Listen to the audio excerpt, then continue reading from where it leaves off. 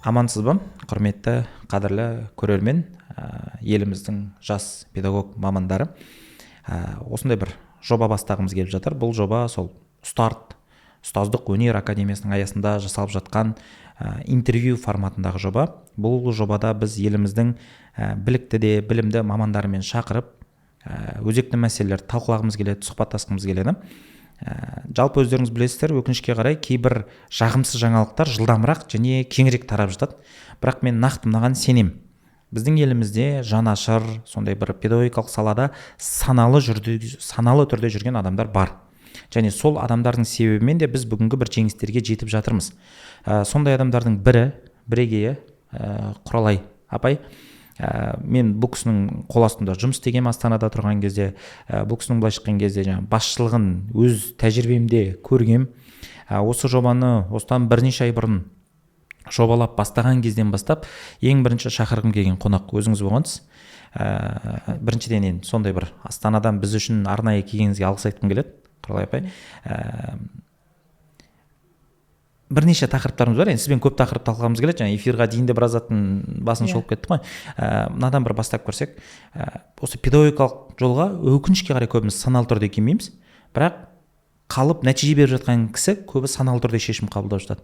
Сіздің саналы түрде сол шешіміңізге әсер еткен бір оқиғалар, күштер туралы бір ашып, содан бастап көрсек. Қош көрдік баршаңызды.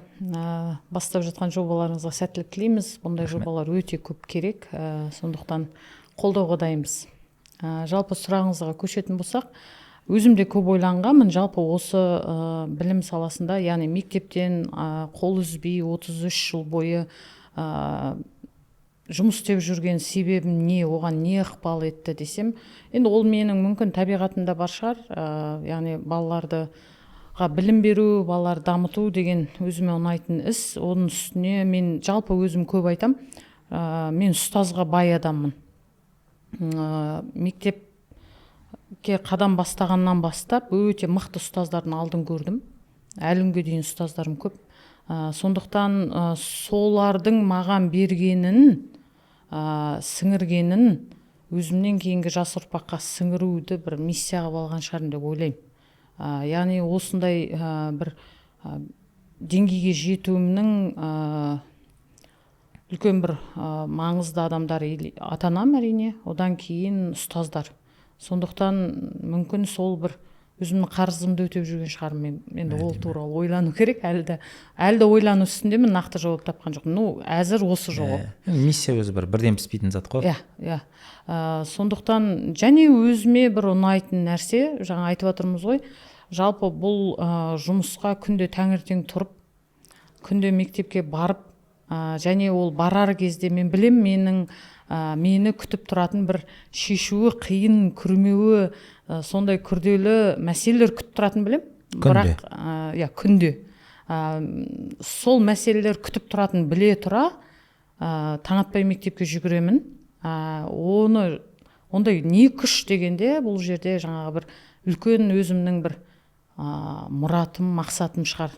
Ол өте биікте тұр. Оны айтуға кейде қорқамын, ұяламын, өте андай қол жетуі қиын, біреулер күлетін секілді мақсат, бірақ оған бір ішкі күшім бар, соған жетуге болады деген сенім бар, ішкі сенім.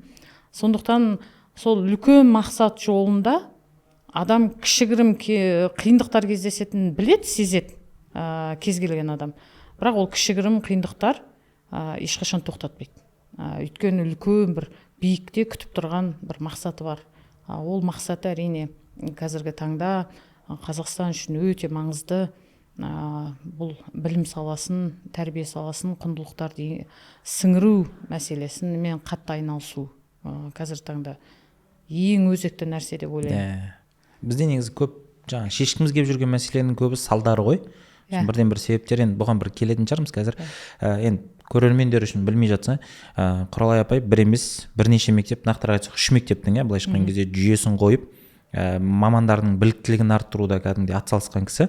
Және маған ұнайтыны, бұл кісі мектеп ауыстырған кезде командасын қалдырып кетеді сол мектепте. Өзімен бірге тасымайды, елдегі үрдіс сияқты. Сонысы маған қатты ұнайды. Енді бір сыйлайтын әрекеттердің бірі деп санаймын. мынандай бір жағынан енді қазір сіз миссияның жаңағыдай сізді үлкен бір сенімнің бар екендігі, ол қандай да бір жеңістерге осыған дейін негізделеді ғой. Сіз белгілі бір деңгейде бір шыңдарды бағындырып үлгердіңіз енді осы жасқа дейін. Бірақ әлі жас мамандарға бұларға андай сезіну, еліктеу қиындау болатын сияқты да. Мынаған орала аламыз ба? Сіз ең басында сізге бір жаңа айтасыз ғой, ұстаздарға бай болдым деп. Бір нақтылық қандай ұстаздар, қандай сипатымен, қандай бір әрекетімен сіздің жүрегіңіз жаулады. Сіз осы бір мамандықта енді басында өзіңіз айтасыз ғой, кәсіп болып деп келсек те миссия деп қалып қойдық деп. Сол кәсіптің миссияға қай мұғалімнің қандай әрекеттері әсер етті өзгеруіне? Жалпы әр кезеңде әртүрлі ұстазымның рөлі бар. Оқушы кезеңімдегі, одан кейін мамандықты енді бастаған кезде, одан директорлық қызметтегі ұстаздарым бар. Әрқайсысының күшті несі бар, ықпалы бар. Мысалы, оқушы кезімде бірден ойланған кезде бір есіме түсетін бір жағдай, ол бір қазақ тілі ұстазым, Сәкен ұстаз, тыңдап отырса, Сәкен мұғалім. Мен ол кісі тіпті есінде де жоқ шығар, 8-ші класс оқып жүргенде қандай жағдаятта айтқан білмеймін, бірақ айтқан сөзі қатты есімде қалған. Құралай, сен өте мықты адам боласың, сен қолынан көп нәрсе келеді, мен саған қатты сенемін деген. Оны не үшін айтқанымда қазір есімде жоқ, бірақ сол бір адамның ішкі бір сенімін күшейтті да. Бала кезімде, мүмкін ол кезде енді ата-анамыз да үлкен талап қояды, күнде сенімді арта бермейді шығар, олар да бірақ жақсылық ойлап бізді әрі қарай итереді ғой. Бірақ жаңа бір ұстаздың сол сөзі маған сол қатты әсер етті. Қазіргі күнге дейін, мысалы, мен 50-ден асып кетсем де сол елестейді, сол жағдай қай кезде айтты, қай жерде айтқанына дейін білемін. Әдемі. Көрдіңіз? Енді одан кейін жалпы бір мұғалімдікті енді бастаған кезде мен мықты мектеп директорының орынбасарларын көрдім. Олар күнде ол кезде интернет та жоқ, барлығына қол жетімді емес, бірақ күнде бір жаңалықтарды іздейтін, сол жаңалықтарды бізге тез әкеп мұғалімдермен бөлісетін және оны балаларға қолдануымызды, балаларға пайдалы болуын қатты қадағалайтын. Ал одан кейін тағы бір ұстазымды еске алуым керек, Айчан Ермұхановна деген, мен Астанадағы алғашқы директорым. Ол кісі, мен мектеп директорының орынбасары болып жұмыс істедім. Сол кезде бізді шақырып алып бір күні балалар ыстық тамақ ішеме дейді. Ол андай толық күн мектебі да. Толық күн мектебі болғандықтан енді түсте бір ыстық тамақ ішу маңызды ғой. Біз жаңағы тәрбие орынбасары екеуміз, шет дейміз.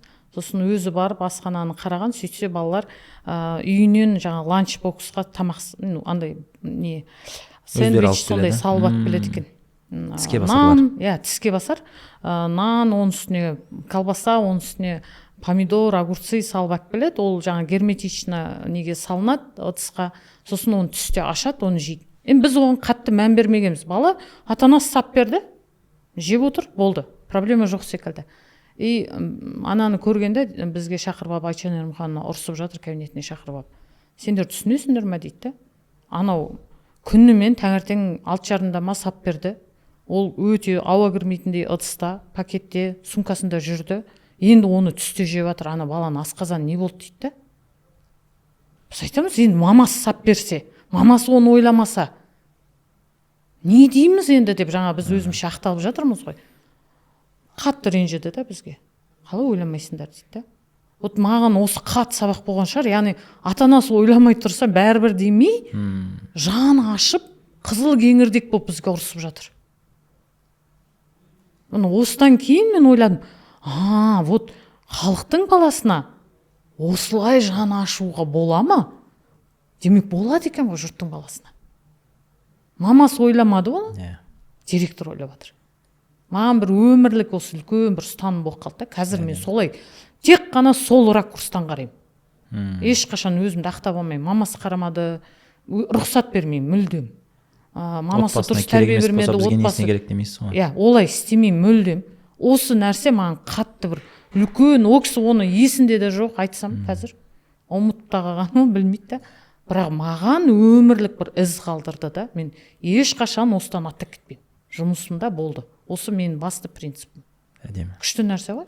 Енді жалаң сөз емес екеніне мен өзім бір тірі мысал болатын шығармын. Мектепте сабақ беріп жүрген кезде, сіз мектепте пет кеңестерге қатысып жүрдік қой. Сол кезде мынандай бір затты көріп мен таңқалатынмын. Әдетте мысалы бір тақырып талқыланады, сосын бітті, кеңес бітті, сыртқа шығасыз, бітті, ешкім оны талқыламайды. Ары қарай кебең тіршілік, тұрмыстың мәселесі талқыланып кетуі мүмкін. Бірақ сол ұжымда оқушыға деген бір жанашырлық көрінетін да. Сыртқа шықса да соны талқылап мұғалімдер, мен сол кезде ойлайтынмын, мыналар кәдімгідей бала үшін ананың қамын жеп жатқан, уайымдап жүрген кісілер ғой деп ше. Маған мысалы әріптестерім болған, түнде жазатын. Мына бір заттың шешімі осылай сияқты, сіз қалай ойлайсыз деген сияқты. Сөйтіп ойлайтын, мен мынау кісілер түнде де осыны кәдімгідей уайымдайды екен ғой деген сияқты. Және мен ой кезінде енді оның бір себеп салдарлы байланысын қатты көре алмадым. Бірақ бағана сіз айтып жатқаныңыз, бір кісінің сізге сондай ықпалы қазірге шейін көрініс тапқанына қуанып жатырмын да. Иә. Сонда бір жағынан мынандай бір түйін шығарсақ болады ғой. Біз жаңағы айтып отырсыз ғой, сіздің ұстаздарыңыз оны айтқанын есінде де болмауы мүмкін. Қазір көрермен болса да, былай сіз барып айтсаңыз да, бірақ сонда мұғалімнің әрбір айтқан сөзінің әсері, сөзінің салмағы біз кейде бағаламай жатуымыз мүмкін, Иә, ол бізде қалуы мүмкін, бірнеше жылдан кейін жаңғырып шығуы да мүмкін да. Соны білмейміз мысалы. Көрдіңіз?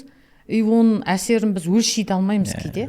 Бірақ ол үлкен осындай әсерге айналуы мүмкін да, ол кейін басқаларға берілуі мүмкін. Тура осылай ол кері әсер етуі де мүмкін ғой, мысалы сен қолыңнан келмейді, сен біттің деген сияқты. Тура осылай керісінше әсер етеді. Осыдан кейін де мынау Нельсон Мандела сияқты кісілер білім беру үлкен құрал деп, қару деп бекер айтпаған шығар енді. Мынандай нәрсе бар да, тағы осы жаңағы ойдан алшақтап кетпей тұрғанда айтып алайыншы. Мен қатты осы ұстаздарға қатты мән беруін өтінемін осы нәрсеге. Стигма деген бар, стигматизация. Стигматизация деген бұл буллинг емес, буллингтен гөрі жеңілдеу түрі секілді болып көрінеді. Жасырын ба? Иә, бірақ жаңағындай мысалы балаға біз айтамыз ғой. Мысалы бала кешігіп келе береді.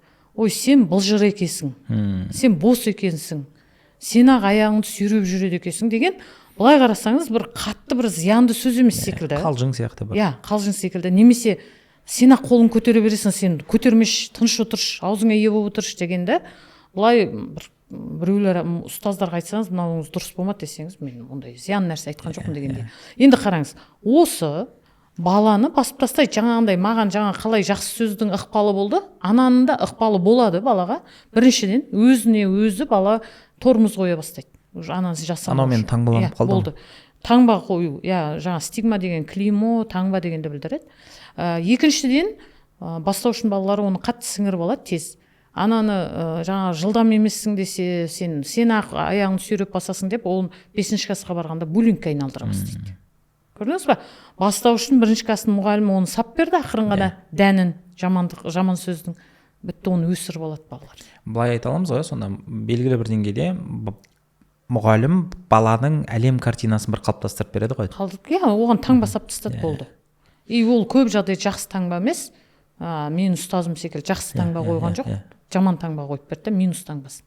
Анау бір оқиғаңыз бар еді ғой, өзіңіздің ұлыңызға қатысты мұғалім осындай бола ма деп. Мұғалім осындай болу керек қой деп айтатын. Соны бір айтып көресіз бе? Мүмкін осыған бір келеді. Иә, ол да бірнеше сабақ алатын оқиға. Өзіме қатты өмірлік сабақ болды. Мен балам жаңағыдай түрлі кештеу шықты да. Сосын 1-ші сыныпқа барғанда өте бір анық сөйлемеді ма, или біз солай ойладық па әйтеуір. Сөйтіп жаңа 1-ші сыныптың мұғалімі бала анық сөйлемейді дейді, сыныбы да кішкене шеттететін секілді да, жаңағыдай күледі, сөйлеспейді онымен. Кішкене 1-2 сигналдар бола бастады.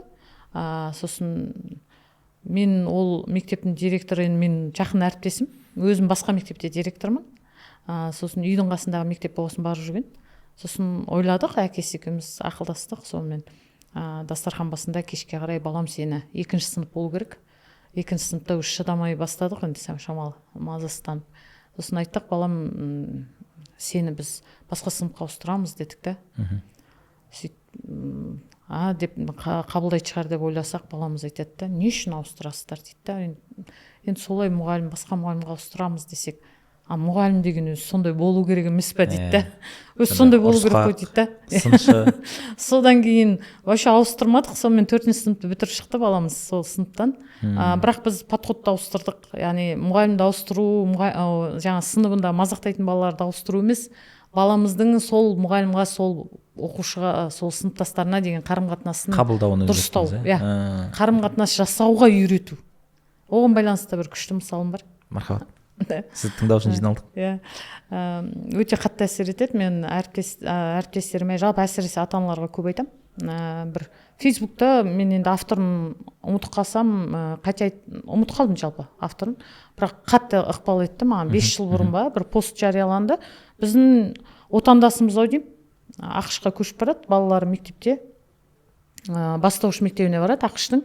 Сол кезде бір Мисс Шелтон деген мұғалім дене шынықтырудан ірі денелі әйел мұғалім береді екен. Сол басқа мұғалімдердің барлығы ұнайды, бірақ жаңағы дене шынықтыру мұғалімнен қорқады балалар. Дауысы өте қатты. Анау жаңағы қатарға тұрғызғанда бұйрық бере ма, қатты айта ма, сондай ғой деймін. Содан балалардың бәрі қорқады екен, сосын жаңа ата-аналар жиналады да, Мисс Шелтонды алып тастайық дейді. Сол кезде бір ата-ана ғана шығады айтады, біздің балаларымыздың өмірінен бүкіл Мисс Шелтондарды алып тастау мүмкін емес қой дейді. Өмірлерінде Мисс Шелтондар кездеседі ғой оларға дейді. Біз оны үйретейік, балаларымызды сондай Мисс Шелтон секілді адамдармен қарым-қатынас жасап, оны қабылдауға және онымен коммуникация құруға дейді. Сөйтеді, жаңағы ерінбейді олар, Мисс Шелтонды ата-аналар шайға шақырады кешке. Шайға шақырады, Мисс Шелтон түсінбейді не үшін шақырғанын. Сөйтіп шай барысында әңгімелесіп отырып айтады, не үшін шақырып тұрғанын түсінбей тұр ғой. Солай балаларымыз сізден қорқады дейді да. Сөйтсе жаңағы енді жақсы әңгіме болады ғой деймін, жаңағы ашылып, ана кісі өзінің өмірін айтады. Сөйтсе Вьетнамда не қылған ба, соғыста болған ба кезінде. Содан сол өміріне қатты ықпал еткен, сол дауысы да жаңағы әскери дауыс секілді қатты, кішкене қаттырақ талап етеді сондай. Соны ата-аналар түсінеді да, сосын айтады, онда сіз ешқандай проблема жоқ дейді. Просто жаңа оқушылармен, біздің балаларымызбен сынып сағатын өткізіңізші дейді. Тәрбие сағаты секілді. Сіздің өмір баяңызды айтып беріңіз, сондай. Өзіңіздің жолыңыз туралы. Жүріп өткен жолыңызды айтып беріңіз дейді. Сөйтіп аналар әдемі айтып береді ғой, ол жаңа айтып берсе балалардың бәрі жүгіріп оны құшақтап, жылап, жаңа өмір жолын түсініп. Сонымен сол бірге бір-бірімен қарым-қатынас жасауға үйренеді да. Сонда коммуникация құруды үйретіп жатыр ата-ана, көрдіңіз бе? Қазір мен сол ата-аналар болсын, ұстаздар болсын, осыған қатты назар аударуымыз керек. Жалпы қазір бір баласының алдындағы проблемаларды ата-ана өзі қырқып тастағысы келеді. Сосын сол тегіс жолмен баласын жүргізгісі келеді. Проблеманы шешуге үйретейік та деймін да. Инкубатор ғой, орынсыз жанашырлық танытады. Анау тағы да бір не бар ғой, түсінік бар ғой, Америкада жаңа квадрокоптер ата-аналар пайда болды, газонокосилка ата-аналар пайда болды деп. Ол бізде де пайда болып жатыр қазір. Соған біз енді қолымыздан келгенше сол осы айтып осыны бөлісу ғой, осындай ойлармен. Сондықтан қазіргі балаларды енді вука мир емес, енді бани мир келе жатыр дейді. Ол бани әлемде мүлдем бала өзі болжай алмайтын проблемалар кездесу мүмкін. Соған балаларымыз дайын болу керек. Ол мектепте біз оны сондай әртүрлі өзіне қолайсыз болсын, қолайлы болсын балалармен, өзіне мінезі сәйкес келетін, сәйкес келмейтін балалармен әрекеттесуге үйретуіміз керек. Сонда ол кейін сондай жаңағы болжамы қиындығы көп әлемге біз дайындар едік деп ойлаймын. Сондықтан мектеп өмірге дайындамайды, мектеп өмірдің өзі. Күшті. Жөндеу, мынандай бір не есіме түсіп жатыр да. Біз кейде мынандай бір қазір қоғамда бір культ бар сияқты, түзету деген. Мысалға жаңағыдай біздің бір орындығымыз, сағатымыз, мысалы камерамыз сынып қалса, жөндеу орталығына алып барамыз ғой. Сөйтіп жаңағы жөндеп аламыз, түзетіп аламыз. Қазір мектепте де, отбасында да сол балаға сөйтіп қарап кеткен сияқтымыз да. Педагогиканың бірден бір індеті ғой. Түзету, жөндеу орталығы сияқты қарау. Сол жерде мына бір тақырыпқа кіріп көрсек, осы бір тақырыпты ашып көрсек. Мектеп отбасылық ақаулардың жөндеу орталығы емес. Яғни бізде қазір ата-аналар осындай бір жолға түсіп алды, өзінің жіберген бүкіл қателіктерін мұғалімге делегировать етеді, тапсырады да. Мен ол жекеменшік мектеп болса мүлдем жаман, мен сендерге ақысын беріп жатырмын, басқасын беріп жатырмын, сөйтіп солардан талап етіп бастау. Енді әдетте біз енді шынымен мұғалімге бағытталған сөздер айтылу керек, бірақ кейде оны ата ана естіп алса оны қару қылып қолданып кетеді да. Содан бірінші осы бір отбасынан бастап көрсек, отбасының ішкі бір мәселелерінен.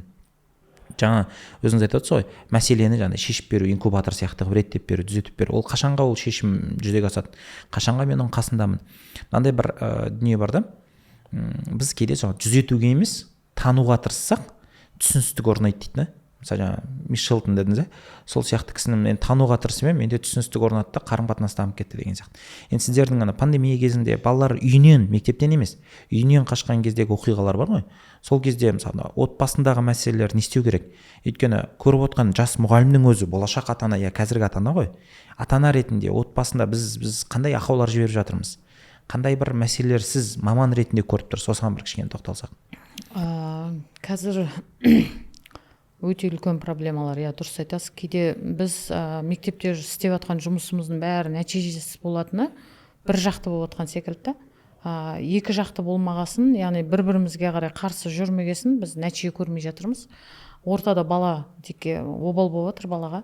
Сондықтан бұл жерде жаңағы отбасы мен мектеп бірігу керек деген өте өзекті болып тұр. Бірақ енді отбасының өзінің шекарасы бар, әрине. Біз ол шекарадан аттап өте алмаймыз. Сондықтан бұл жерде өте экологичный болуымыз керек бір-бірімізге. Бірақ отбасындағы мынандай мәселелер бар. Қазір бір қиын болды, не отбасы қатты гиперопека көрсетеді, қатты қадағалайды, жанашырлығын танытқан болады балаға, немесе мүлдем қарамайды. Яғни еркін өсу дегенді мүлдем солай ойлап жүр. 2 ұшта жүрміз. Еркіндік дегенді сол мүлдем бассыздыққа жеткізіп алғанда.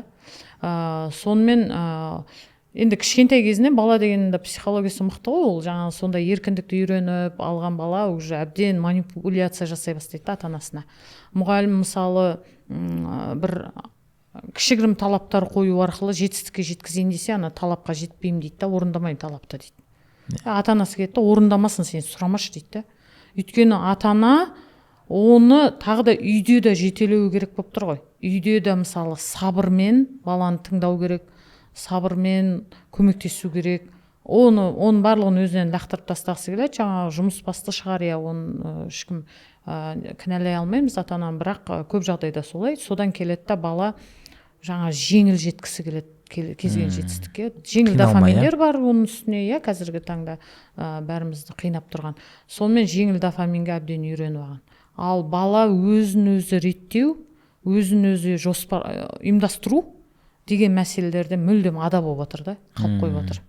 Ол ертең не болады, мен қазір соны уайымдай бастаймын. Ол кәдімгі өзінің үй жұмысын өзі орындауы деген сияқты мәселелер бар. Өзінің тіпті бар ғой, аяқ киімін дұрыстап қоюдан бастап қой, енді ол ойыншығын жинаудан бастайды. Кішкентай кезінде ойыншығын жинау, яғни келісімге келу. Біз қазір ойыншығымыз жинаймыз, сосын далаға шығамыз. Яғни бала жерге ауылына истерика жасап жатады ғой. Болды, қазір мен айтқанымды орындай ғой. Жоқ, біз қазір мынаны жасаймыз, сосын шығамыз. Ешқандай проблема жоқ, шығамыз. Бірақ мынаны жасаймыз. Немесе мынаны орындап аламыз, сосын барып кітап оқимыз, сосын барып мультфильм көреміз деген секілді. Мысалы, ондай жоқ, жақсы мультфильм көрсең көре бер, телефон көрсең көре бер, соңына жыламасаң болды деген, ол өте бір қиын болып жатыр да. Мектепке келгенде де соны жаңағы енді мектеп деген тағы да еңбекке үйретеді. Еңбек қой, ой еңбегі деген, ой еңбегіне үйретейін десең, жаңағы уже ойланғысы келмейді бала. Әбден миын босаңсытып жіберген, білгенін істегісі келеді.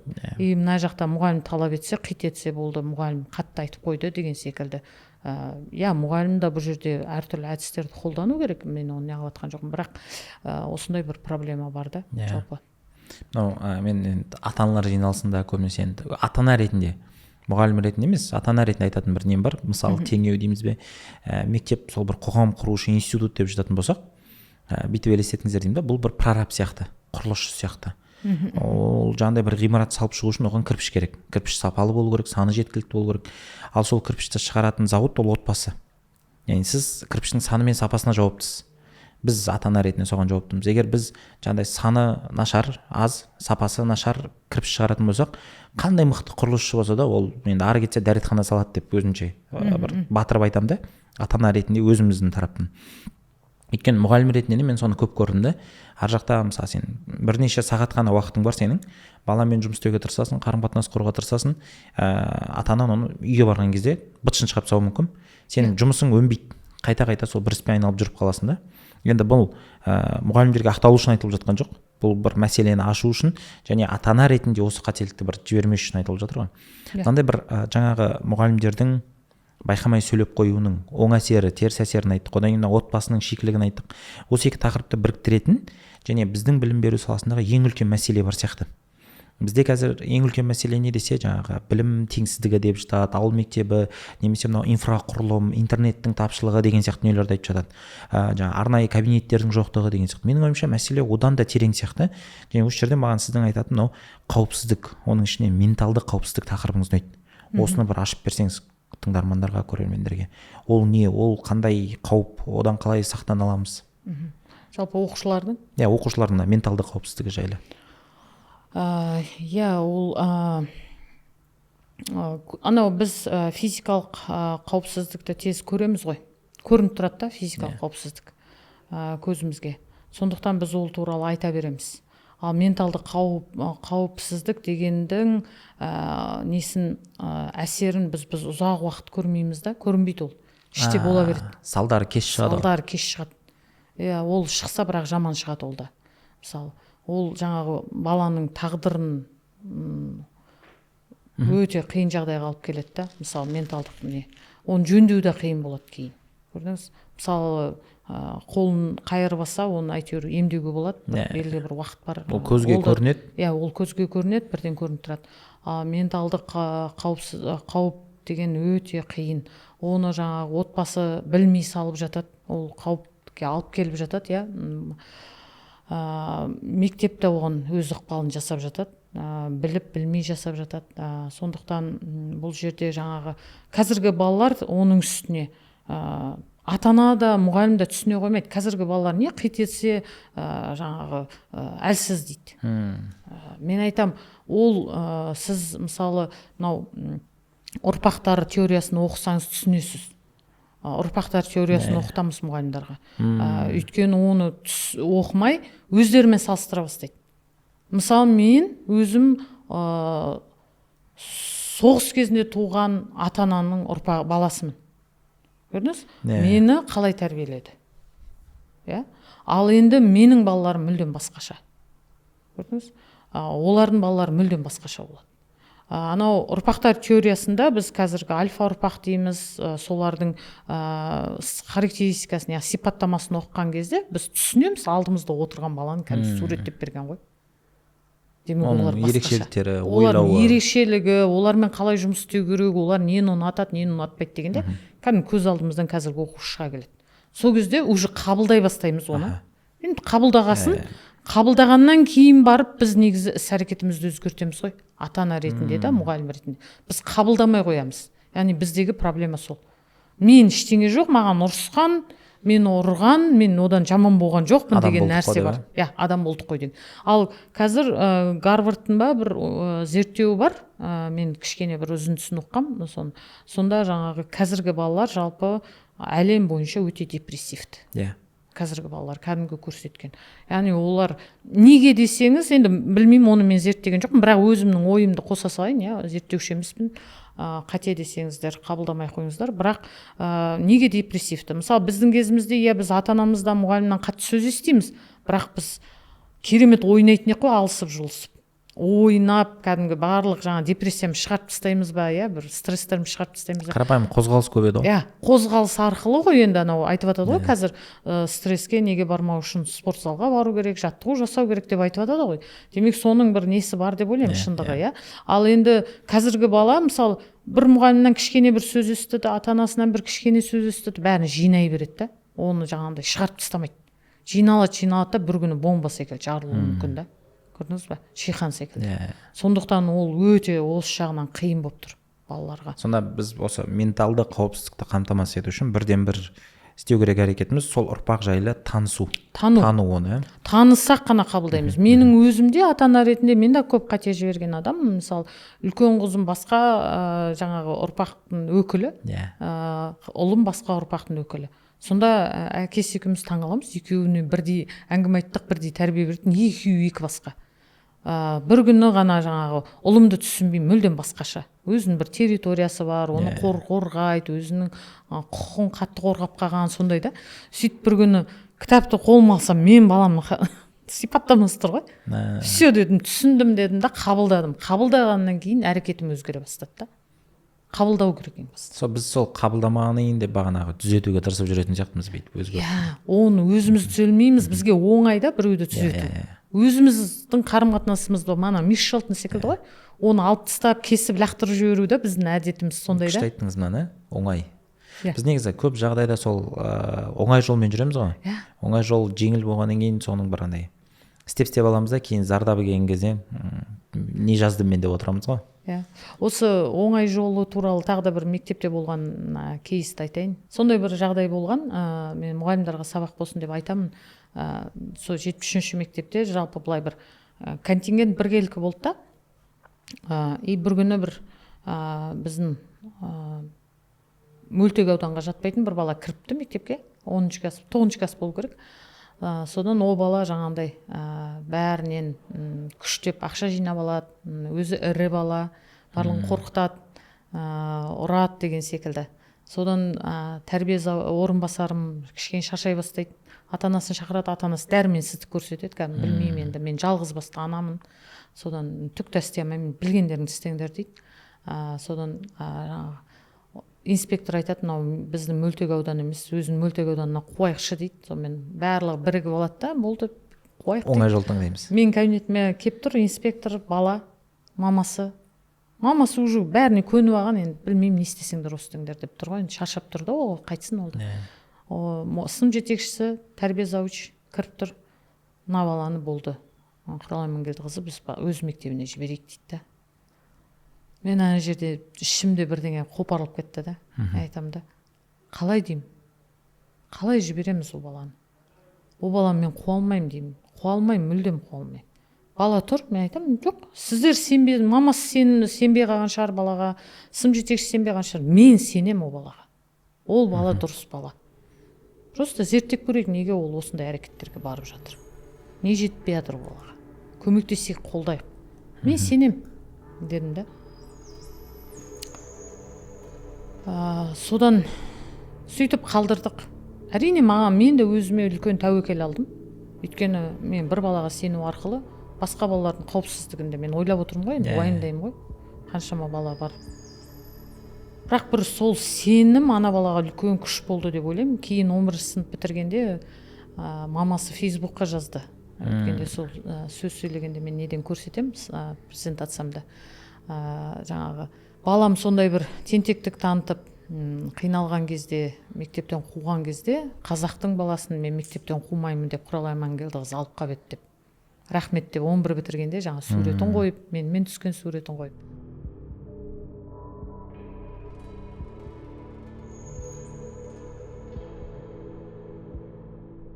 Соны 11-ші сыныпта жаңағы соңғы қоңырау болып жатыр, барлығын құттықтап жатырмын, қолдарына аттестатын беріп.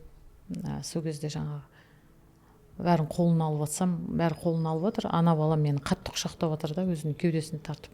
Ірі бала өзі мені құшақтап жатыр. Сіз ғана маған сендіңіз ғой дейді да, 11-ші сыныпта айтып жатыр. Біліңізші, 2 жыл өтіп кетті. Ол ешкімді ұрмай бітіріп шықты.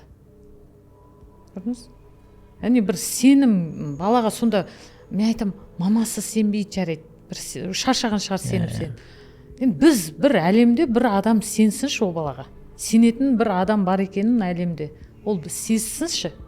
Сонда ол кішкентай балаға біз сенімді жоғалтып тастасақ, қылмыскерге де сенеміз ғой жөнделеді деп, оның қасында ол әлі бала емес па деймін да іштей. Мысалы, сондай бір қазір қиын нәрсе болды, ата-ана да солай сенбейді да баласына.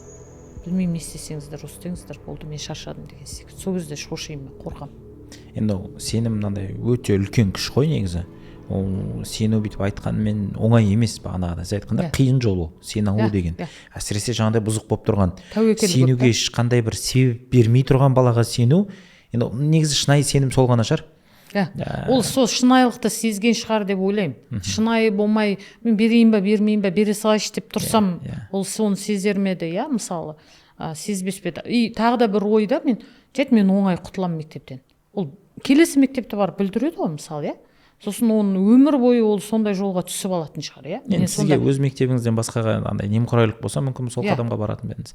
Мен мынау мазалап тұр да, қараңызшы, жаңағыдай ата-анам немқұрайлы болып тұрғанда, мұғалім шарасыз болып тұрған кезде сізде не өзгертті? Бұл жалғыз кейс емес қой. Анау қарапайым, анау 5-6 бала келетін бұзықтар сізге келген кезде сіз жаңа аттарын атап, бұндай аттарға мен қалай ұрсам дейін. Мені мынау қызықтырады да, қазір мысалы жас педагог көріп отырсам, тек қана директорлық позицияда емес қой, бұл мұғалім позициясында да қандай бір зат өзгеру керек менде.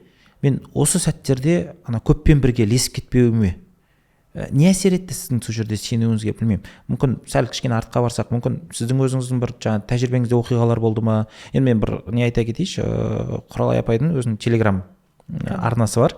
Сол телеграм арнадан біз бұйырса сілтемесін де беріп қоямыз, соған жазылып алыңыздар. Андай өмірлік оқиғалар бөлісіп тұрады. Сол жерде көп зат алуға болады негізі, андай тәжірибе ретінде.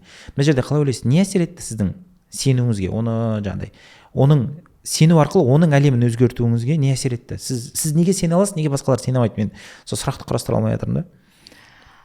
Мүмкін бұл жерде мынандай нәрсе бар да, енді мен артқа шегінейін, иә, бұған жауап беру үшін. Біз ана баланың орнында мен балам тұрса дегенде бір дұрыс шешім шығаратын секілдіміз да. Мен балам болсашы дегенде.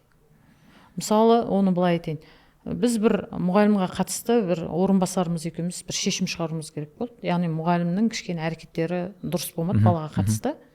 Сол кезде жаңағы енді бір жұмыстан шығарып жіберетіндей емес, иә, бір сұмдық керемет не жасаған жоқ, қылмыс жасаған жоқ. Бірақ осы жерде бір дилемма болады ғой, иә. Қалай деп. Ана жерде таразының басында халықтың 30 баласы отыр. Бастауыш мұғалім, иә. Таразының мына басында мұғалімнің құқығы деген бар, мұғалімнің несі, статусы деген бар, иә. Осы жақта қандай шешім шығарам дейсің? Иә, сен әріптесің ретінде кейде әріптесіңе болысқың келіп тұрады, өйткені онымен бірнеше жыл жұмыс істеп жатсың. Бірақ мына жерде 30 бала бар. 30 бала біріншіден ол өз құқығын өзі қорғай алмайтын балалар. Ал мынау ересек адам. Саналы түрде сол мамандықты таңдап, оның қиындығын, оның ақшасын аздығын біліп, саналы түрде қадам жасап келген адам. Иә? Ол өз құқығын өзі қорғай алады. Вообще мұғалім өз құқығын қорғай алмайды дегенге ешқашан мен келіспеймін, қорғай алу керек деп есептеймін. Мұғалім құқығын қорғай алмайтын мұғалім ол вообще баланың қасына бармау керек. Жалпы, ана біреулер айтады, мұғалім құқығын директор бұзады, мен түсінбеймін ешқашан. Қалай ол деп. Енді қараңыз, осы жерде мысалы орынбасар екеуміз отырмыз. Осындай мұғалім осындай бір әрекеттері педагогикалық тұрғыдан дұрыс емес. Сосын орынбасарға айтамын, не істейміз? Сосын айтады, жұмыс істей берсін дейді да. Жақсы дедім да. Онда сұрақты былай қойып көрейін. Сіздің арайлымыңыз, баласын айтып жатырмын да, қыз. Арайлымыңыз сол мұғалімде сабақ оқысын ба деймін да. Білім алсын ба? Сол сыныпта сол мұғалім қолынан білім алсын ба? Жоқ дейді. Болды, дұрыс шешімді мен айттыңыз деймін да.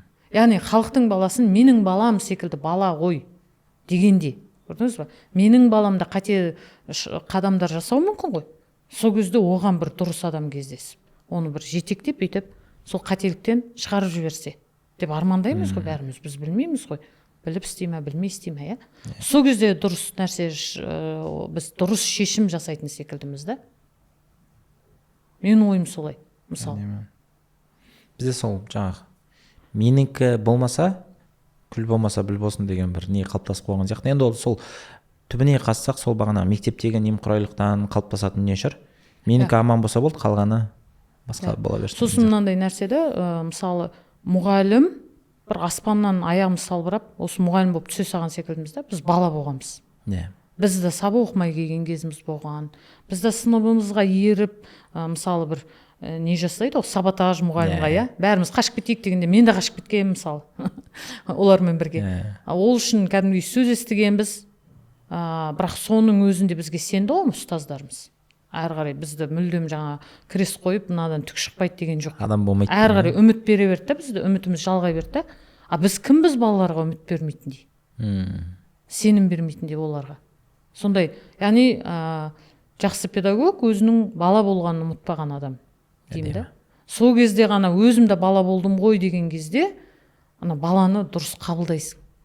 мен де солай тентектік жасаған, мен де еркелеген, мен де мектепке барғым келмеген, мен де жылаған мектепке бармаймын деп, мысалы сол кезде ғана ана баланы түсіне бастайсыз. Ал бәрібір анандай мұғалімдер кейде бір өздері бір де қателік жасамай, бір де кешікпей, бір де 4 деген баға алмай, тек 6 медальға бітірген адам секілді әрекет жасай бастайды. Иә, сондай кезде мен түсінбей қаламын. Мысалы, қалай деп. Біз де қате жасадық қой кезінде. Бірақ бізді сол кезде кешіретін мұғалім кездесті ғой менің жолымда. Кешірмегенде не болушы еді? Мысалы, маған жаңағындай бір ирлік тағып, клеймо жасап қойғанда не болушы еді, стигма жасағанда, сен осындай екесің деп бір қатемнен бола. Мысалы. Күшті. Осы жерде мынаны бір жалғап көрсек тақырыпты. Мұғалім жаңа айтқандай өзің бала болғанды ұмытпау керек. Мұғалім тағы сондай сияқты қандай сипаттар менің ойымша мұғалімде болу керек? Бір мектеп басшысы ретінде педагогтың портретін сызып көрейікші. Өйткені сол бір образ болса, қазір жас мамандар мектепте жұмыс істеп жүрген, немесе 3-4 курс педагогикалық мамандықты оқып жүрген кісілер қандай образға ұмтылу керек қазірден? Бойында қандай бір сипаттарды жинау керек осыған бір жағын? Ол бала болғанды ұмытпау керек тағы. Бұл жерде педагогтың жұмысының қиындығы да сол, ол өте көп қасиеттерге ие болу керек та. Сол жағынан біз қиналып кетеміз. Жаңағы таразға сала алуымыз керек, қай жерде біз балаға сенуіміз керек, қай жерде кішкене қаттырақ қысуымыз керек деген секілді. Бұл өте бір тонкий нәрсе да, қиналасың. Өнер кәдімгідей. Сондықтан ғой педагогтарға қойылатын талап та жоғары. Өйткені алдымызда 25 оқушы отырса, 25 түрлі подход жасауымыз керек та. Әрқайсына әртүрлі сөйлеуіміз керек, әрқайсына әртүрлі тапсырма беруіміз керек, әрқайсының әртүрлі жылдамдығы бар екенін түсінуіміз керек, барлығын білуіміз керек та, ол өте қиын да. Енді бұл жерде мен мұғалім қандай болу керек дегенде, жалпы зерттеуге сүйенейін тағы да. Өзім ұстаздарыммен де байланыстырып жатырмын. Ол тек қана мен қазір сіздерге айтып жатқанда құрғақ зерттеуді айтып жатқан жоқпын. Сол зерттеуді оқығаным менің өмірімде, менің кәсібімде, жалпы менің тәжірибемде қалай көрініс тапты. Сонда сенімдірек болып жатыр да. Яғни зерттеудегі шын өмірде сол жұмыс істеді ме деген. Сізді көптен бері шақырғым келіп жүргеннің бір себебі де сол да. Мен сияқты бір теоретик емессіз да сіз. Соны өмірде қолданып, практик маман ретінде бір қолданбалы кеңестер бере аласыз да. Тек басшылыққа емес, қарапайым мұғалімге. Сонда мұғалім бірінші Джон Хетти деген зерттеуші бар, енді ол өте үлкен мета талдау жасаған әлемде. 15 жылын арнаған білім сапасына әсер ететін факторлар не деп. Сол жерде жаңағы мұғалімді көрсетеді, оның ішінде мұғалімнің қандай қасиеттері дегенді өте жақсы бөліп көрсетіп береді. Сонда білім сапасына оң әсер ететін, мұғалімнің қандай әрекеттері. Әдемі. Сонда бірінші өте жоғары орынға қоятын ықпалы өте зор, ол баладан жоғары үміт күту дейді. Мұғалімнің оқушыдан жоғары үміт күтуі. Күшті нәрсе ғой. Мысалы, оның мектепке келгендегі білімінің базасына қарамай, яғни әртүрлі әлеуметтік статусына қарамай, өткен несіне қарамай, жағдайына қарамай, одан жоғары үміт күту дейді. Осы өте қатты әсер етеді екен дейді. Ойлаңызшы. Балаға ең үлкен инвестиция ғой. Әйтпесе біз айтамыз, бізде мұғалімдер бар, әріптестер өздерін тыңдап отыратын, көріп отырған шығар, енді Қазақстандағы, жалпы әлемдегі мұғалімдер сондай ма білмеймін.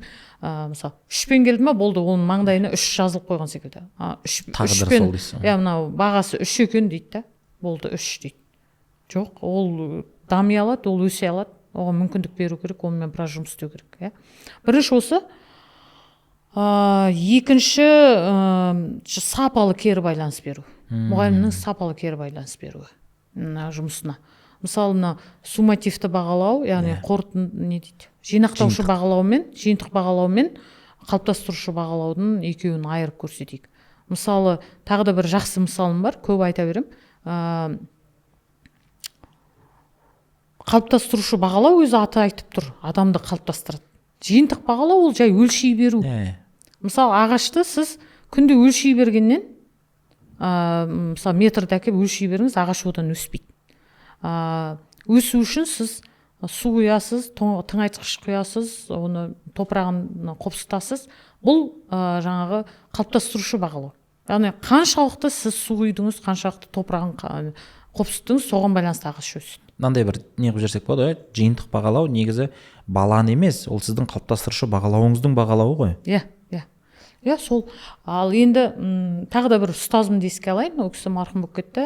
Сол 91-92 жылы мен университетте оқығанда, ол кезде қалыптастырушы жиынтық бағалау деген тіпті ұғым жоқ кезде мен курстық жұмыс алдым. Ол кезде менде әлі ол үйде сақтаулы, ол кісінің қолтаңбасымен.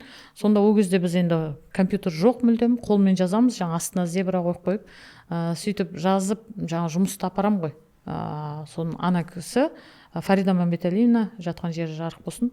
Енді әрбір абзацқа кері байланыс берген ғой. Әрбір абзацына жұмысымның. Енді ол кезде біз ол курстық жұмысты білмеймін, 50-60 бет па сондай жазамыз ғой.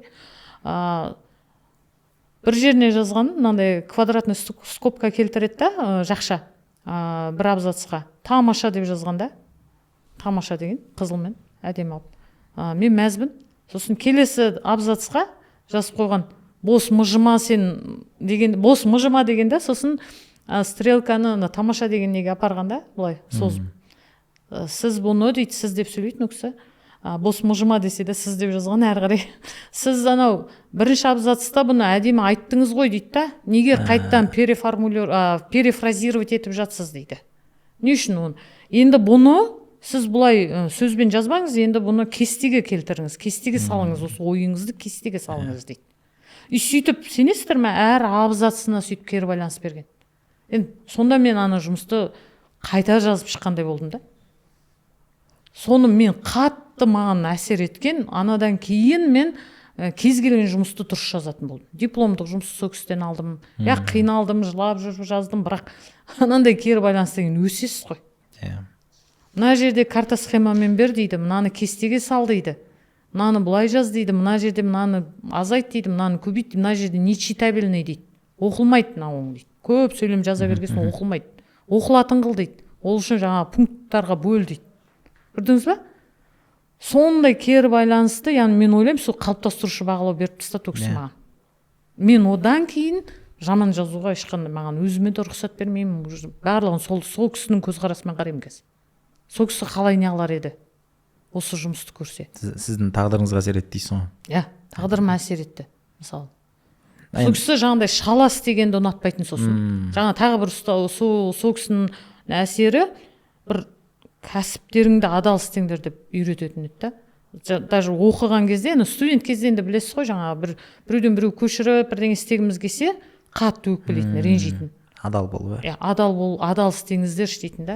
Қандай шаруаны істесеңдер да, таза, адал, соңына дейін нәтижелі жасаңдаршы деп. И тоже ол да маған қазір солай миымда қап қойған да. Бір шаруа істейін ба, бір мектепті басқарам ба, дұрыс неге деңгейге жеткізейші, дұрыстап істейші. Біреуге есеп беру үшін емес, баға алу үшін емес, мақтап алу үшін емес, дұрыстап жасайшы. Балалардың жаңағы несінде жүрегінде із қалатындай кейін. Әйтеуір осындай дұрыс тәрбие алыппыз ғой, осы мектептен дұрыс білім алыппыз ғой дейтіндей. Қалай айтсақ екен, сізді бір саналыққа, я бір осындай тәртіпке шақырып тұрған заттар ғой енді, бірақ сырттай емес та, ол мысалы тексеріс келе жатқаннан кейін емес, немесе басшылыққа өсудің ниетінен емес, іште жатыр да. Ол керісінше мені сырттан келетін бір бақылау, тексеру, сенімсіздік менің энергиямды алып қояды. Мен оны жақсы көрмеймін. Және уақытша қысқа уақыттағы нәтижелерге де ұмтылмаймын, өйткені білім саласында қысқа тез болатын нәтижелер, жеңістер болмайды. Ол бірте-бірте болады да. И мен оны білем. Сосын да энергиям құрмайды да, анау тез нәтиже көрсетпедім деп айтпаймын. Ұзақ мерзімді, долгосрочный перспективада нәтиже болады. Стратегиялық ойлану. Бірақ күндегі қадамымыз дұрыс. Жаңа ұстазым үйреткендей адал, таза, нәтижелі, біреуді көзін алдау үшін емес. Мынандай бір түйіндеп жүрсек, мұғалім жаңа бірінші кезекте өзіне, жаңа балаға үміті жоғары болу керек, жаңа қоятын талабы жоғары болу керек, әдемі. Қалыптастырушы бағалау дұрыс болу керек. Кері байланысы жаңа, оның ішіне қалыптастырушы бағалау. Енді ол да бір қазір сол ұстаздық өнердің ішіндегі бір маңызды қабілет болып тұр ғой. Үшінші оқушыны қабылдай алу керек. Оқушы қандай болса да қабылдай алу керек. ол Жаңағыдай әртүрлі стигма болуы қоймай, мүмкін. басқа Біреуінде қоймай. инклюзивті бала болуы мүмкін, біреуі жылдам, біреуі баяу, біреуі жақсы оқитын, біреуі жақсы оқымайтын ұрпақтар бала. ерекшелігі бар, басқалар қабылдау. Барлығы. Енді осының бәрі енді оңай жолдар емес, қиын жолдар, бірақ бұның да бір жемісі бар ғой. Осы жерде жаңа ұстаздық портретті ашу мақсатында, одан кейін жаңа соның бір жемісі тұрғысынан өзіңіздің қазір мысалы Жапонияда оқып келген шәкіртіңіз туралы бір оқиғаны айтып берсеңіз. Иә. Сәулеге сәлем. Сәуле қазір Австрияда жолдасымен бірге жұмыс істеп жатыр уақытша. Сәуле Жолдаяқова деген мен шәкіртім бар. Мені ұстаз тұтады, рахмет. Сол осы Жапонияда 12 жыл мықты білім алды. Токай университетінің докторантурасына дейін бітіріп шықты. Сол экология маманы, Қазақстандағы сутек атомының маманы болу керек. Сутек отынының. Сол осы 5-6 жыл бұрын Қазақстанға оралғанда маған бір құттықтау жіберіпті. Қатты жүрегіме сондай бір әсерлі болды. Құралай мұғалім дейді бізде, біздің елде мұғалім деп айтады. Құралай мұғалім, сізді құттықтаймын, көп рахмет сізге. Сіз менің тағдырымның ұстазы болдыңыз дейді. Өйткені Жапонияда умни сенсей деген ұғым бар, ол сол тағдырдың ұстазы дегенді білдіреді дейді. Өйткені дейді, оны ашып көрсетіпті, неге тағдырым ұстазы деген. Біріншіден сіз менің Жапонияны таңдауыма ықпал еттіңіз. Өйткені сіз география пән сабағында сіз Жапония туралы өте бір қызықтырып айтатын едіңіз. Сол кезде мен оқушы кезімде болды, мен Жапонияда оқимын деген ой түйіп алдым дейді. Одан кейін сіз мені ғылыми жобаға жетекшілік жасап едіңіз. Ол кезде экология деген сөз жоқ. Қазақстанда 2001 жыл ма сондай. Сол кезде сіз маған экологиядан жоба беріп едіңіз, қоқысты сұрыптау деген. Содан мен қаладан, республикадан орын алдым. Сосын мен экологиямен өмірімді байланыстырдым дейді. Одан кейін сіз мен дебатқа дайындадыңыз, дебат жаттықтырушы болдыңыз. Содан мен сол дебаттың дағдыларын өзіме бойыма қабылдадым дейді, қалыптастырдым. Сөйтіп Жапонияда жаңа профессорларым таңғалады дейді, қалай күшті сөйлейсіз. Енді конференцияларға шығады, ғылыми нелерге шығады ғой ортаға. Сол кезде күшті керемет аргументированный ойыңызды жеткізесіз, ортада ешқандай сасқалақтамай айтасыз, әдемі жеткізесіз дегенде мен сол ұстазым дебатқа үйретіп еді деп айттым дейді. Сондықтан сіз мен тағдырымды шешіп берген ұстаз болдыңыз дейді. Ол қатты маған сол бір мынандай бір күш берді да сол. Демек біз, ол бала айтпауға да болушы еді, айтпаса да мен сол бәрібір жұмысымнан бас тартпаймын ғой, істей беремін ғой. Сол өзім жақсы көретін ісімді, бірақ мен ойладым да, бұл үшін істеген жоқсыз ғой сіз бұны. Бұл үшін істеген жоқпын ғой, және ол енді неше жылдан кейін, мен 2000 жылдан бері, қазір 20 жыл өтіп кетті ма мысалы, содан кейін естіп отырмын да, ол баланың мысалы қаншалықты менің ықпалым болған, мен өлшеген жоқпын ғой, мысалы өзім білмеймін да оны. Сол кезде ол бала айтады, жаңа сіз солай ықпал етпесеңіз, мен не таңдайтын едім, қайда баратын едім, не істейтін едім, бірдеңе таңдайтын едім, бірақ осындай бір өзім жақсы көретін іспен айналыспайтын едім ғой дейді. Сонда ойлаймын да, мен демек, мен ғана емес, жалпы барлық ұстаз осылай баланың тағдырына ықпал ете алады. Жақсы жағынан ықпал ете алады. Өте зор күші бар ұстаздың қолында. Өзі де сезбейтін, өзі де білім байқай бермейтін. Соны біз дұрыс бағытта қолдануымыз керек. Ондай өте көп мысалым бар, шыны керек, өте көп мысалым бар. Соның барлығы жаңа маған күш беретін, энергия беретін жағдайларда. Бұл мұғалім сол бір басқа мамандықтардан бір ерекшелігі, мамандықтардың мамандығы деп жатады кейде, басқа адамдардың мамандық таңдауына себепші болып жатады. Бұл бір сол мақтау үшін емес қой негізі. Әрине, мақтау үшін емес ешқандай. Ол мақтауға тұрмайтын шаруаларымыз, әлі мақтауға жетпеген шаруаларымыз толып жатыр. Мынаны алғанын қалаймын да, бағанағы қиындық. Енді балаға үміт арту, одан жоғары бір күтім күту, жаңағыдай үмітің ақталмай да жатады. Сапалы кері байланыс берудің түбінде негізгі бір сондай бір игілік қой негізі жатқаны. Ар жақта осындай осы қиын жолды таңдаудың бірден бір жемісі бағанағыдай тұлғалардың шығуы. Яғни біздің ықпалымыздың, әрбір сөзіміздің сондай әсері бар екенін бір сезіну үшін ғана айтып отырмын. Түбінде сондай мақтап алмай қалсаңыздар, жаңа қайғырып кетпеңіздер деген ой ғой. Осы жерде енді мына затты бір тереңдеп көрсек. Сіз маған осы оқиғаны айтып берген кезде мен не көрдім? Пәнімен шектелмеген мұғалім көрдім. Пәнді бір мақсат қылып, сол пәнді оқысын, содан бес алсын де емес деп, сол бір пәнді құрал ретінде қолданып кеткен мұғалімді көрдім да. Осы қазіргі мұғалімдерде бұл көп кездеседі. Менің пәнімді оқымаса, болды, мен баланы сыйламаймын. Мен қабылдамақ түгілі, жай ғана адам ретінде сыйламаймын. Менің пәнімнен үштік болса, бітті, ол мен үшін жаңағыдай қатар назарға да ілмеймін оны. соны отырғызып тастайын болды. Осы пәнмен шектелу, немесе жаңа осы тек білім беруге ұмтылу, баланың басын жаңа қап сияқты қылып толтыру, менің атым Қожада дейтіндей. Осы бір мәселеге қатысты бір тереңдеп көрсек, сіздің маман ретінде пікіріңіз, ойыңыз. Қазір ұстаздар жалпы қазіргі заманның мына технологиялардың дамуына байланысты ұстаздар білім беруде монополист емес болып қалды. Ол жақсы ма жаман ба білмеймін, бірақ ол факт. Бірақ мұғалім бір нәрседе монополист болып қалады, болу керек, ол тұлға қалыптастырудан. Мұғалім тұлға қалыптастырушы, өте үлкен роль атқарады. Бұл жерге мына Абайдың мына сөзі күшті келетін секілді, балаға 3 адамнан мінез жұғады, ата-анадан, ұстаздан және достарынан деймін, ортасынан, құрбысынан дейді. Бірақ осы үшеуінің қайсысы беделдірек болады балаға, содан көбірек жұғады дейді. Кімді көбірек жақсы көрсе?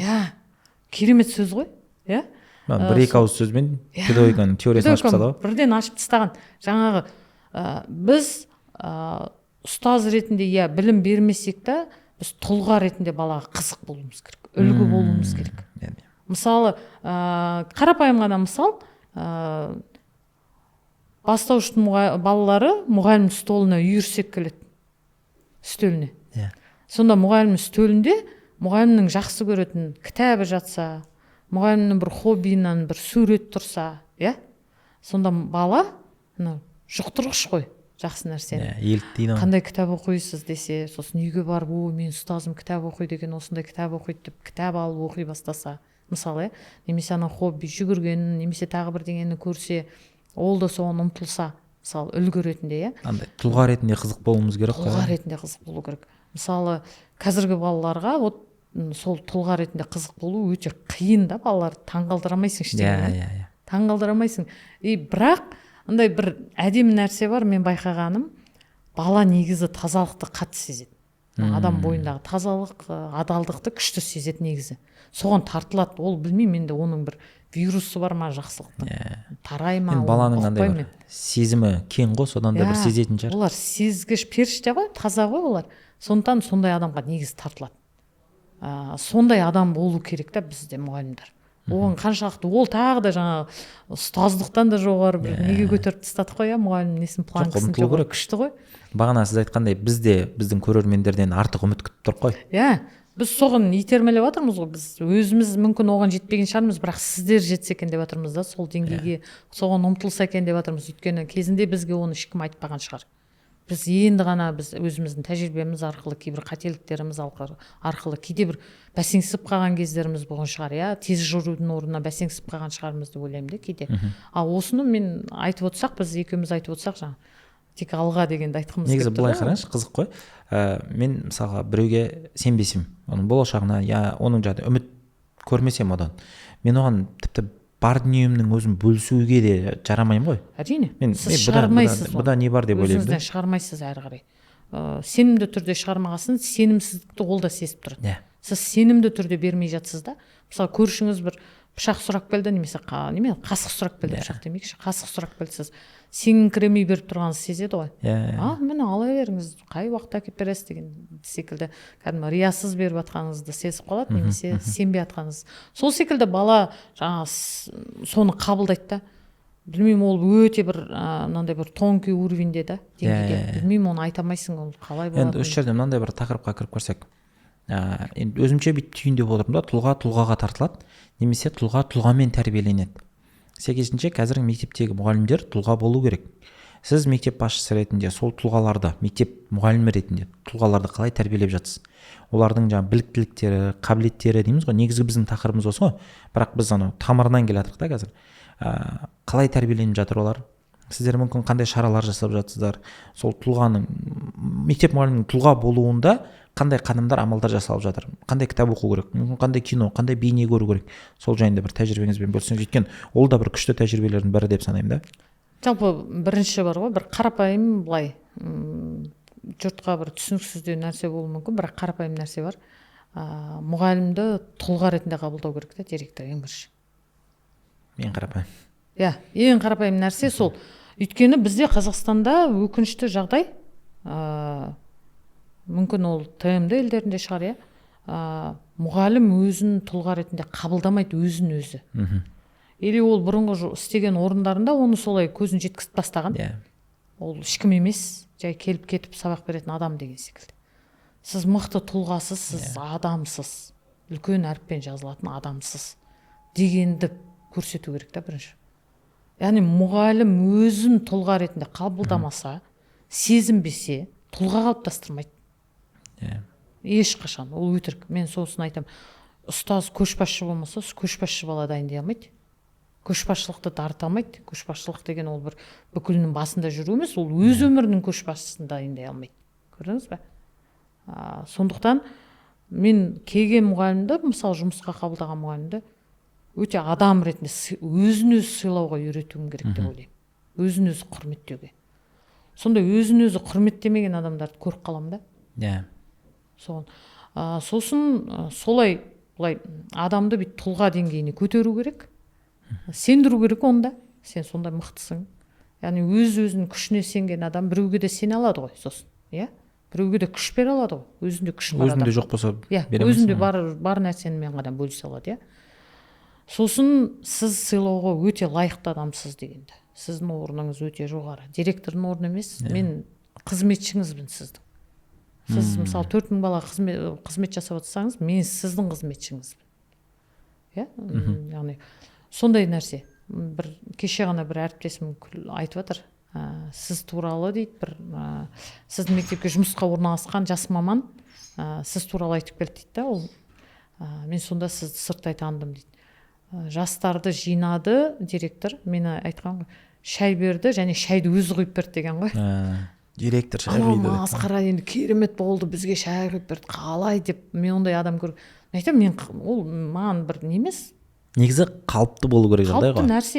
Қалыпты нәрсе, мен қызмет жасаймын әріптестер деймін да. Осы кезде жаңағы адамның ішінде бір сондай бір не пайда болады да, бірдеңе сынып кетеді жаңағы жаман нәрселері, иә. Сенбеген өз-өзіне, оған директор сенбеген, оған адам секілді қарамаған орынбасарлар, мысалы, иә, оған сондай бір шектеп тұрған ескі түсініктер шытынайды ғой. Иә, шытынатып, сосын жаңартып, сосын оны жоғары көтересіз. Құрмет деген нәрсені көрсете бастайсыз да, құрмет дегенді мен жаңағы 4000 балаға құрмет көрсете алмай қалам, енді мен жетпеймін. Бірақ мен мұғалімдарға көрсетем, олар өз кезеңде балаға көрсетеді. Яғни мен сіздерді қалай құрметтеймін, ол мынандай месседж ғой, иә, үнсіз месседж. Мен сіздерді қатты құрметтеймін, сіздер оқушыны да құрметтейтіндеріңізге қатты сенемін. Сөзден бұрын әрекеттен көрініс табады ғой. Әрекетпен, мысалы, қарапайым тағы да бір мысал, көп айтып жүрмін, онда асханаға барғанда, мысалы, неге директор бірінші өтіп кету керек? Неге өтіп кету керек? Кезексіз. Неге ол кезекке артына барып тұруға болмайды? Оны не, бір тоны шешіліп қаламаудан, мысалы. Содан басталады да. Яғни мұғалімді құрметтеу. Сосын ол өз кезеңде баланы құрметтей бастайды. Бұл бірінші нәрсе. Екінші, мұғалімдарға енді білмеймін қаншалықты жаңа дамуға итермелеу, сүйреу дей ма, жол көрсету дей ма, дамуға. Ол тағы да жаңа бала үшін істеймін да. Өйткені жаңағы тұлға ретінде қызық болу үшін даму керек мұғалім. Әртүрлі жолдарын көрсете бастаймын. Кітаптар оқу, бір жерлерге бару, көру, ортамызды өзіміз бір-бірімізді дамыту, бір-біріміздің жақсы жерімізді көре алу, оны дәріптеу, айту деген секілді.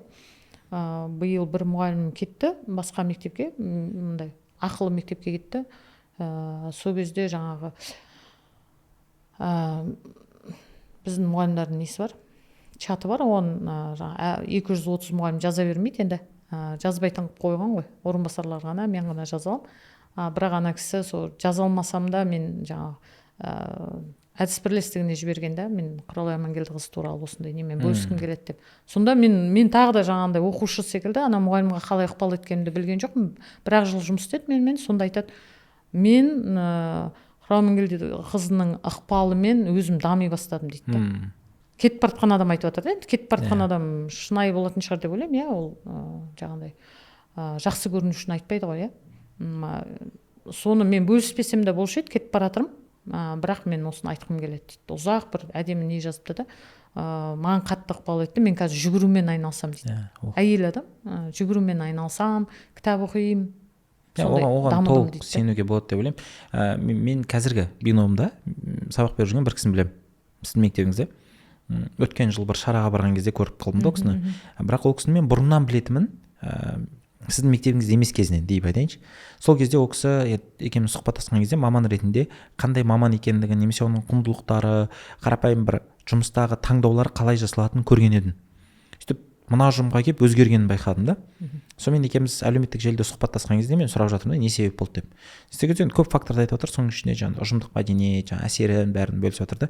Мына ортада мен кәдімгідей өз-өзіме сене бастадым, өзіме деген құрмет пайда болды. Мен мынаның бәрін істей алатындығыма сене бастадым деп. Мынандай бір затқа тоқталып көрсек, бір кішкене осы мәселе ара жігін ажыратып жіберетін. Эдкраншта бір айтып едіңіз ғой, мұғалім болсаңыздар басқа секцияға барыңыздар, бұл мектеп басшылығына арналған әңгіме болып отыр бұл жерде деген сияқты. Бізде кейде жабық есікте айтылу керек әңгімелер бар. Бірақ қазіргі мынау ақпараттың шекара бұзуына байланысты кейде біз өзімізге керек емес ақпаратты естіп қалып, соған жабысып алуымыз мүмкін да. Мысалға қазір бір мұғалімдер естіп, директор екен ғой мені құрметтемей жүрген, директор екен ғой маған сенбей жүрген, мәселенің бәрі сода екен ғой деп мен жылы жауап сылтаумен қоя салсам болатын еді. Бірақ сіз өзіңіз сол педагогтың портретінде айтасыз, сол сылтау емес, мүмкіндік іздейік. Менің директорым маған сенбейтін болса да, немесе оның өзі әлі сенім деген тақырыппен таныспаған кісі болатын болса, сондай ортада жүрсем де мен мұғалім ретінде не істеуім керек? Мен жаңа ситуацияларда қалай алып шыға аламын? Осыған бір кішкене тоқталып кетсек. Жалпы мұғалім деген жаңа өз құқын өзі қорғай алу керек біріншіден. Өйткені біз балаға құқық қорғау, өз құқығын қорғауды қалай үйретеміз, егер өзіміздің шекарамызды қорғай алмасақ. Сондықтан біріншіден оған өзі өте ісіне адал болу керек. Ісін таза, нәтижелі атқару керек. Сосын кез келген жаңағы жоқ жерден сылтау іздемей мүмкіндіктер іздесе мүмкіндіктер табылады. Және директорге жақсы көріну емес, жаңа балалар бар алдында, балалардың нәтижесі үшін жұмыс істей беру керек. Жалпы енді жаңағы жақсы нәрсенің бәрі жатпайды ғой, негізі шығады ғой, нәтиженің барлығы шығады, ол жай нәрсе, жарқырап сыртқа шығады. Ол жаңа мен ойлаймын көп жағдайда, енді әртүрлі жағдайлар бар ғой, әрине ол айту қиын, бірақ көп жағдайда жаңа сылтау іздеген адамның әңгімесі секілді көрінеді ма? Енді көп жағдайда. Мен де негізі жаңағы мұғалімдіктің менде жыртық шапаны әлі кабинетімде ілініп тұр. Мұғалім болған адаммын, әртүрлі ортада жұмыс істеп көргем. Сонда мен де мысалы өзім мәдениеті келмейтін ортаға түсіп қалған кезім болған, мұғалім ретінде барып. Сол кезде мен бірден маған қандай жағдай жасап тұрды, кетіп қалдым. Өйткені маған мәдениеті, құндылықтар келмейді. Қандай қаржылық басқа жағдай жасап тұрса да? Жағдай жасап тұрса да, өйткені маған қаржысынан да бұрын, басқа жағдай, материалдық жағдайынан да бұрын менің жаңа құндылықтарым сәйкес келуі маңызды болды. Мен оны қабылдамадым, олардың несін болды, мен кеттім. Мысалы, сондықтан мен жалпы өзім директор болып аспаннан түскен жоқ, мен мұғалім болғам, ол шапаным, жыртық шапаным әлі бар, ұмытып қалмау үшін оны іліп қойғанмын. Мұғалім болған. Кемі сондай бір таңдау жасауға болады дейсіз. Кемі бір сондай таңдау жасауға болады. Екінші, жұмыс нәтижесі қашанда жарқырап көрінеді, баладан көрінеді. Біз ең бастысы ешкімге жағыну үшін, мақтау алу үшін, марапат алу үшін емес, біз балаға жақсы ұстаз болу үшін, баланы дамыту үшін жүрміз, болды. Сол түпкі мақсатымыз. Болды. Ананың барлығы побочный эффектісі ғой жай. Бізде сол жаңа директордың мүддесі үшін жүргенде болып қаламыз ғой, негізі баланың мүддесін ұмытып кете береміз да. Мынандай бір енді жаңа қалыптастырушы бағалау 2017-те ене бастады ғой. Сол кезде мен ана бағдарламаны оқып, міне баланың мүддесін қорғайтын құжат келді, енді бір өзгеріс болады деп қатты үміттендім. Бірақ кейін мектептерге барған кезде жаңа дүниені байқай бастадым. Сол кезде мұғалімдерге енді уәж айтамын ғой, мен неге бұлай жасап жатсыздар, құжатта олай емес қой десем, бәрі директорге жабады да. Енді директор талап етіп жатыр деп. Сонда өзімде жеке мынандай бір түйін болды, егер қарапайым мектеп мұғалімі білімсіз болатын болса, оны мектеп директорынан бастап жаңағы қарапайым сайлауда басқада қолданып бастайды екен да. Менің білімсіздігімнен болып тұр ғой. Енді осы жерде мынандай бір терең, қабілеттен де терең тақырыпқа кірсек, ол өзіңіз жиі айтатын мектеп мәдениеті. Яғни сол мектеп мәдениеті қалай қалыптасады, ол мектеп мәдениетінің қалыптасқаннан кейін жаңағыдай бір директорге бұзып жүрмеуіне, шайып жүрмеуіне не әсер етеді? Сол мектеп мәдениеті дегеніміз не жалпы? Осы жайлы кішкене сөз қозғасақ. Мектеп мәдениеті деген тағы да өлшеуі қиын сондай бір зат.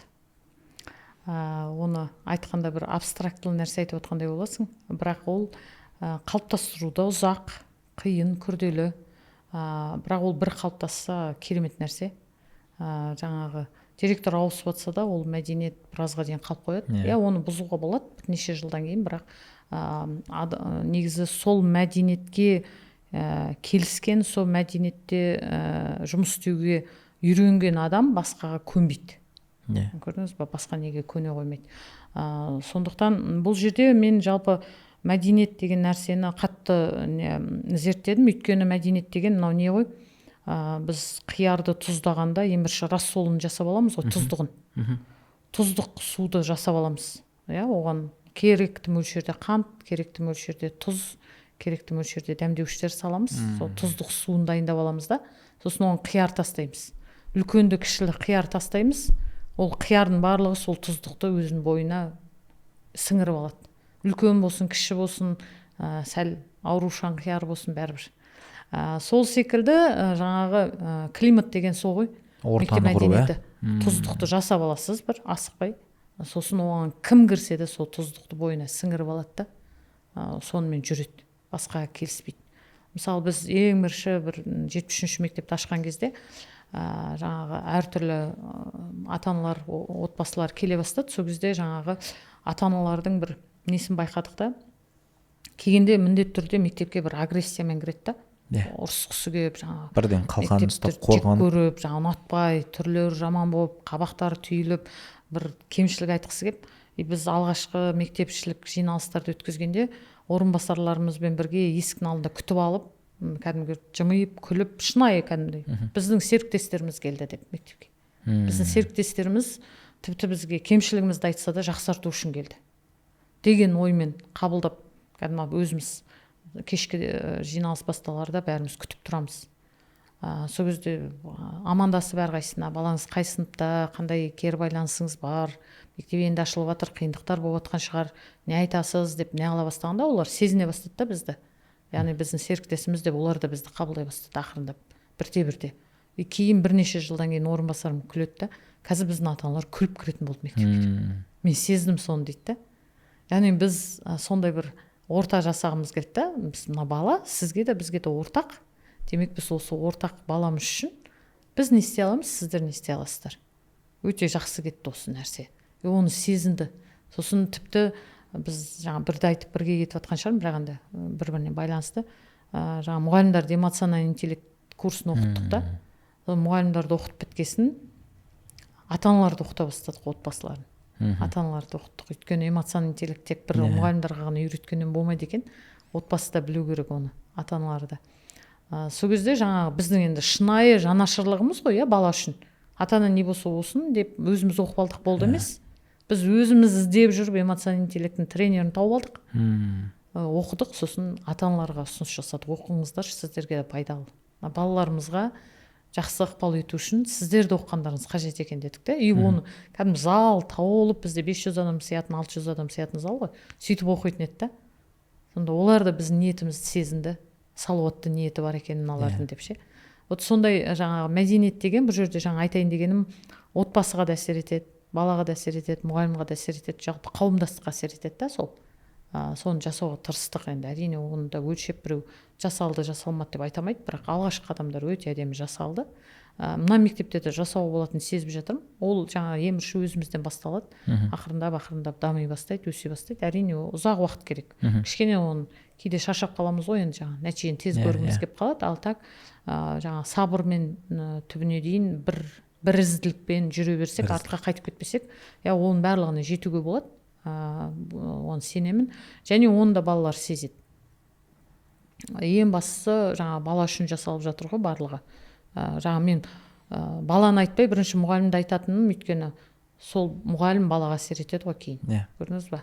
Мұғалім толыққанды болу керек, самодостаточный болу керек дейтінім, жаңағы тұлға болу керек, өйткені сол балаға әсер етеді.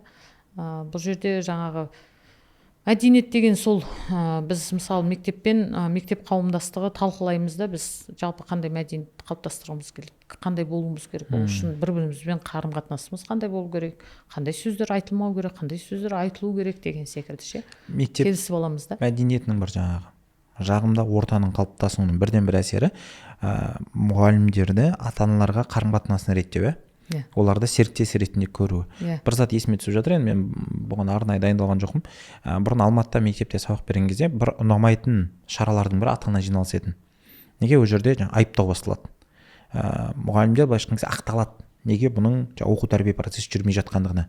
Өйткені сіздің балаңыз осындай, сіздің балаңыз. Содан да ата-аналар жаңағы мектептегі ата-аналар жиналысынан бір бастары салбырап, екінші келгісі келмейді болып қайтады.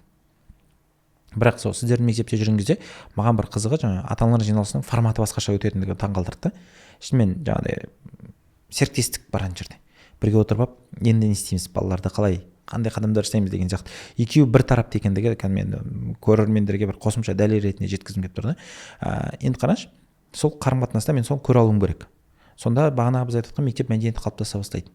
Одан бөлек, мүмкін мұғалімді іріктеуде ме екен, мүмкін мұғалімді одан ары дамытуда ма, тағы қандай қабілеттерге, мүмкін құндылықтарға басымдық бересіз мектеп мәдениетін қалыптастыруда? Мұғалімнің бойында тағы не болу керек? Ата-ананы серіктес ретінде қабылдай алу, одан бөлек.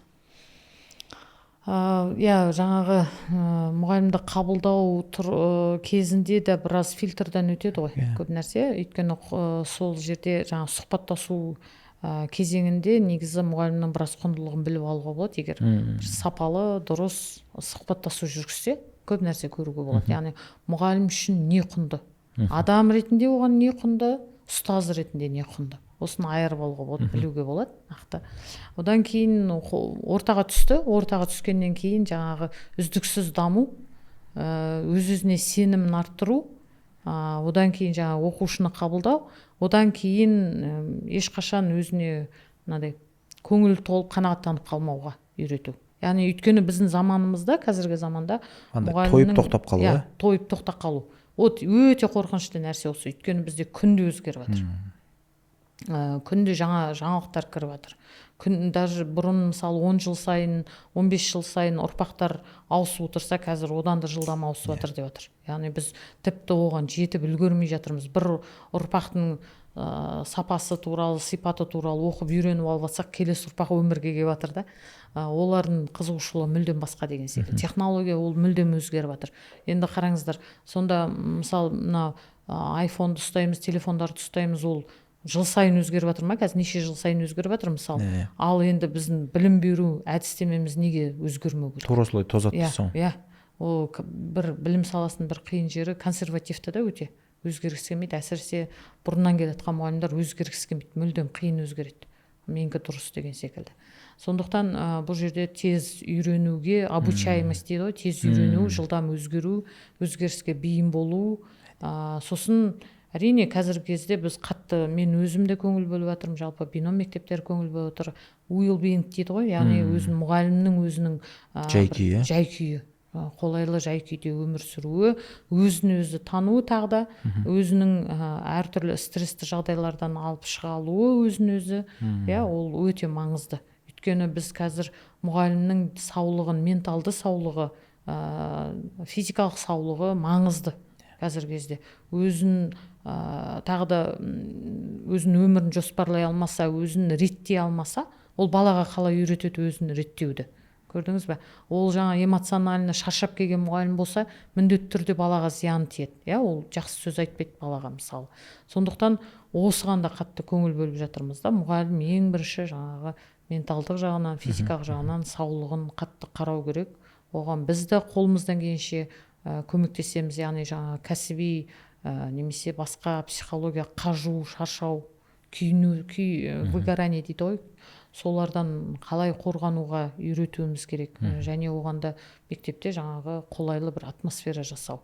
Яғни ол қашанда саған келіп мәселесі болса айта алу керек, сен есігің қашанда ашық болу керек, көмектесе алуың керек. Яғни бұл жерде тек қана кәсіби тұрғыдан емес, бір апалық жанашырлық тұрғыдан да қолдау көрсету, ол қашанда ол кәсіби проблема бола бермейді, адам болғасын ол отбасында бір ақыл кеңес сұрағысы келуі мүмкін, мысалы бір менторлық көмек көрсету, жай ғана бір үлкен болғандықтан, өмірлік тәжірибең сәл жоғары болғандықтан бір жерде кеңесің керек болса кеңесіңді беру, яғни тағы да экологиялық тұрғыдан қатты шеңберіне несіне өтіп кетпей, шекарасына өтіп кетпей, қажет па беру, қажет емес па қолдау көрсету, арқасынан қағу, ол өте маңызды. Тіпті ол жаңағы бұрынғы мектепте сол жаңағы бір мәдениет қалыптастырудың бір жолдары ғой. Анау жұбайына жүрегіне операция жасаған бір бастауыштың мұғалімін сол орынбасардан естідім да, жұбайына операция жасады деп, сол қатты уайымдады деп, соны коридорда ұстап алып, жағдайын сұрап, жұбайыңыздың жағдайы қалай деп сұрағанда, кәдімгі көзіне жас алып рахмет айтып жатыр да. Уже болды ғой, ондай мұғалімдер сізге адал, мектепке адал болады да. Маған адал болған маңызды емес, мектепке адал. Қамқорлық қой. Қамқорлық. Мысалы, забота дейді ғой, қамқорлық көрсету өте маңызды. Жаңа мәдениет қалыптастырудың, климат қалыптастырудың бір сенен ақша сұрамайтын, сенен қосымша ресурс сұрамайтын бір күшті жолдары да. Соны жасамаймыз, ол біздің қолымызда тұр, ол ешқандай қиын тудырмайды. Әрқайсының жағдайын білу, тіпті әдебиеттерді оқимын ғой енді, бірақ мен оны бір интуитивті түрде өзім түсініп істейді екен. Мысалы, отбасы туралы білу, отбасының балалардың қуанышын білу, отбасындағы мейрамдарды білу, құттықтау, қиындық болса жаңа қолдау, осының барлығы мұғалім енді соны сезініп тұрса, ол балаға көрсетпей ме, айтыңызшы? Көрсетеді ғой, өйткені ол соны көріп тұр ғой. Айна ғой, көпір ретінде. Ал менен ұрыс естісе, ол барып балаға ұрса өшін алды дейсің. Өшін алды. Ол міндетті түрде өшін алмаса да, ол көңілді болмайды. Сабағын көңілді өткізбейді, дұрыс қой, кемі. Мысалы, сондықтан бұл жерде жаңа мектеп басшысының, орынбасарлардың рөлі өте зор. Одан кейін жаңа директор оны транслировать етеді нелер, орынбасарлар осылай бір кезең-кезеңмен кетеді да, бір баспалдақ. Мынандай пікірге қалай қарайсыз? Енді біз жаңа мектепте жұмыс істейтін мұғалімнің бәрі ұстаз емес деген бір андай сындар айтылып жатады ғой, сол ойды былай ашып көрсе. Кейде шынымен басшылық жаңағыдай жағымсыз қызмет жасап жатуы мүмкін, орынсыз қарым-қатынас құрып жатуы мүмкін, немесе жаңа ұрысу басқа, бірақ соны балаға, сыныпқа өткізбейтін мұғалімдер де бар ғой. Бір ортада сүзгі сияқты ма екен, сыртта қандай жағдай болмасын, ол өзінің сыныбының, сабағының сапасына әсер еткізбейтін адамдар бар. Осы адамдарды бір ұстаз деп атауға бір ой келіп тұр да қазір. Бұл жерде ондай адамдар жаңа көп болса деп армандаймыз ғой енді. Ол мысалы ойлаңызшы, мына жерде мынандай бір сөзді жиі айтамын мен. Өзінің ісін сүйіп істемеген мұғалімнің оқушысы қалай сүйіп білім алады, өзің ісіңді сүйіп істеуің керек қой, ұстаздық. Яғни бұл сүйіп істемесең, жаңа әр нәрсені сылтау қыла береміз да. Анау бүйтпеді, мынау әділетсіздік танытты. Сүйіп істемеген жұмысың болса, солай ғой, сылтаулар іздейміз. Ал мен сүйіп істесем, мен қазір мысалы министерство мынандай заңдар дұрыс емес қабылдады деп ешқашан айтпайтын адаммын да. Өйткені мен өзім жұмысымды істеп жатырмын, маған министрлік маған кедергі нақты жасап жатқан жоқ, былай туралап мен мектебіме келіп, сен мынаны істеме деп жатқан жоқ. Мен нәтиже көрсетсем, олар қуанатынын білем, оларға жақсы екен білем. Сондықтан мен жасап жатырмын, болды, қолымнан келгенше. Мынандай бір қызық, енді андай сырттан бақылап ойланып отырып, маған қарап отырмын да. Кезінде мына Сухомлинскийдің балалардан кім болғың келеді, қандай болғың келеді деген сұрақтар бар да. Сол кезде жаңа балалар, қазіргі балалардың жауабы қатты бір өзгере қоймаған шығар. Батыр болғым келеді, бай болғым келеді деген сияқты жауаптар айтылады дейді. Бірақ өте аз адам жаңа мейірімді болғым келеді деп айтады. Добрый деп айтады енді өксі. Мейірімді болу туралы ешкім айта бермейді дейді. Бізде бір мейірімділік, жаңа қамқорлық бір әлсіздіктің сипаты сияқты болып кетті ғой. Мынандай бір зат ойлап отырмын да, жаңа сіз айтқандай, қамқор болу үшін сыныбыңа, енді сабағыңды беру үшін білім керек, біліктілік керек. Бірақ қамқор болу үшін негізі ештеңе керек емес қой. Сезім ғана керек та. Одан кейін мынау ұнайды да маған, енді мүмкін оған қазір бір тоқталып кетесіз ба? Мектепке кіре алмай қалған, кіргісі келмеген кішкентай 2-ші сыныптың оқушысы туралы оқиға. Бірінші сыныптың оқиға, 2-ші тоқсан, 2-ші тоқсандағы оқиғасы жайында да маған мынау ұнады да, сіз сол кезде оның көзіне қарағандыңыз. Жаңа қашан кетуге болатын, әр келесі қадамды қабылдаған кезде оның сезіміне қарағандыңыз. Мүмкін барлық ақпаратты мүмкін бір жиып қойып, мүмкін осы сезімге ғана мән беру керек пе? Мұғалім өзінің баланың сезіміне мән беру үшін қандай бір қадамдар жасау керек? Осы жағын бір. ол қызық оқиға. Айтып берейін ба оны? Айтып беріңіз, менің ойымша әсерлі болады. Қыста 2-ші тоқсан болу керек. Сол мектепке таңертең 8-де балалар кіреді, барлығы кіріп жатыр, тоқтамай. Поток қой, енді кіріп жатады. Бір ата-ана мен бір қыз тұр, мен қарсы аламын көбінесе. Сол қарсы алып тұрсам, қараймын, байқап тұрмын, бір қыз бен бір мамасы тұр, анасы. Сыртқы киімдермен, курткамен кіріп болды. 8-де уже тоқтайды ғой, бәрі кіріп болады. Әлі тұр, сабақ басталып кетті, қоңырау соғылды, тұр. Мен әлі тұрмын, қарап тұрмын, қызық көріп тұрмын. Қалай болады екен, не істейді? Қиналып тұрған біліп тұрмын. Мамасы сәл бүйтіп қояды. Бала болмайды деп қатып алған, анау турникеттен ұстап алған, былай шетінен.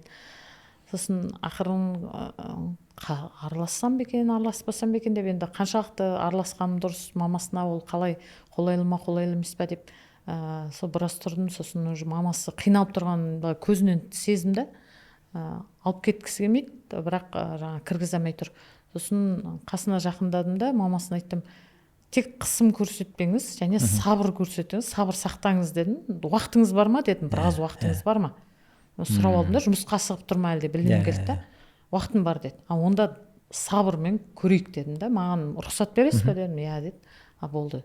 Сосын ақырын қызға соның деңгейіне түсіп отырдым да, тізерлеп. Сосын сұрадым, мен мектеп директорымын, есімім Құралай деп айтсаң болады. Сенің есімің кім? Өзінің атын айтты. Сосын неғып тұрған, сенбей, қазір мені кіргізіп жібереді деген секілді. Қолы бәрі қатқаған, киімін былай ұстап алған, шешпейді киімін, курткасын ыстықта, мектеп ыстық. Сосын мен айтамын, әлі кірмейді. Мен айтамын, менің кабинетімді көресің ба? Қызық, менде шоколад бар кабинетімде. Күшті шоколадтар бар, таңдап аласың. Сосын айтамын, ойын бөлмесі бар, балалар ойнайды, өте күшті, әдемі, сүйкімді. Көресің ба соны? Не істейсің? Давай аралап келейік. Бірақ мамаң точно тұрады, осы жерде тұрады. Мамасына айтамын, тұрасыз. Иә дейді. Ақырын сенің кіремей, не алмай, сосын ақырын қолынан ұстап едім, сәл не ала бастады, екеумге келе бастады. Сосын мен кабинетіме келдік, екеуміз. Мамасы қалды. Сосын мамаңа қайтып келеміз дедім. Конфет алып келеміз мамаңа, міндетті түрде, қорықпа. Сосын бір кез кабинетімізді ақтарып, шкафты ашып, Мерси тауып, оның өзін таңдағандарын алды. Сосын ойын бөлмесіне апардым, жүр, ойын бөлмесіне барып келейік. Ойын бөлмесін қарады, әлі де қатты сенбей тұр да маған. Көрініп тұр балада, сенбей тұр. 50% секілді. Сосын бір кезде қайтадан мамасына келдік, мамасының көзі жетсін деді, мамасы кетпеген. Тұрғанына алдамаған. Жүр, мамаңа барамыз, кәмпит берейік мамаңа дедім. Мамасын барып кәмпит берді. Сосын айттым, жүр енді сенің болашақ сыныбыңды көріп қайтайық па дедім де. Сөйтіп оған да кішкене неғылыңқырады. Сосын жоқ, көреміз де қайтамыз, терезесінен ғана көре сал, әйнек бізде есік, кірмей қой ішіне. Осылай келістік, жарайды деді. Сосын мен тағы да барып айнасынан көрдік, қарадық, тұрдық. Аналар сол моментте олар бір сергіту сәтін жасап жатыр екен. Сосын қайтадан енді мамасының көзі жетсін кетіп қалған. Әлі мамасында ойының бәрі негізі, астында тұр ойы. Үстінде жүрсе де өзі. Сосын қайттан көріп келейік дедім мамаңа. Барып көріп келейік, мамаң тұр ма? Көріп келейік дедім. Көріп келдік. Уже бойы босаңси бастады. Мамасын уже 2 рет көріп келгеннен кейін бойы бос. Сосын мен айтамын, енді мүмкін кіріп отырып көрейік па дедім кабинетке.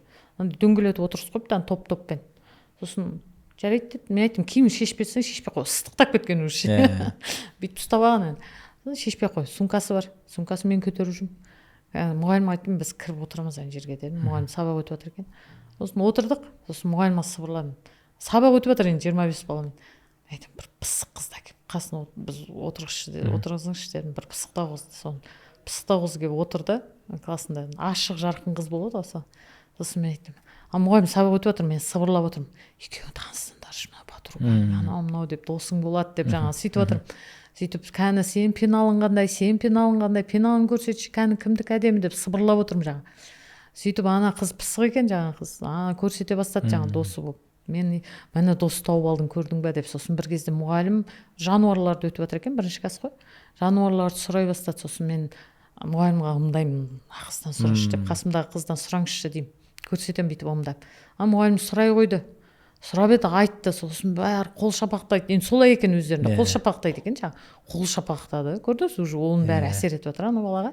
Қалай күшті дедім, міне дұрыс жауап бердің, сен қандай күштісің дедім. Сөйтіп, не керек ана жерде отырдық, бір кезде курткаң шешіп қойса қайтады дедім. Жарайды деп келісті уже. Уже денесі босаңсып бара жатыр, бала көріп тұр. сосын дәптерлеріңді алсақ қайтеді дедім. Алды дәптерлерін, уже карандашын алды, жаңағы пеналын көрсетті, сонымен.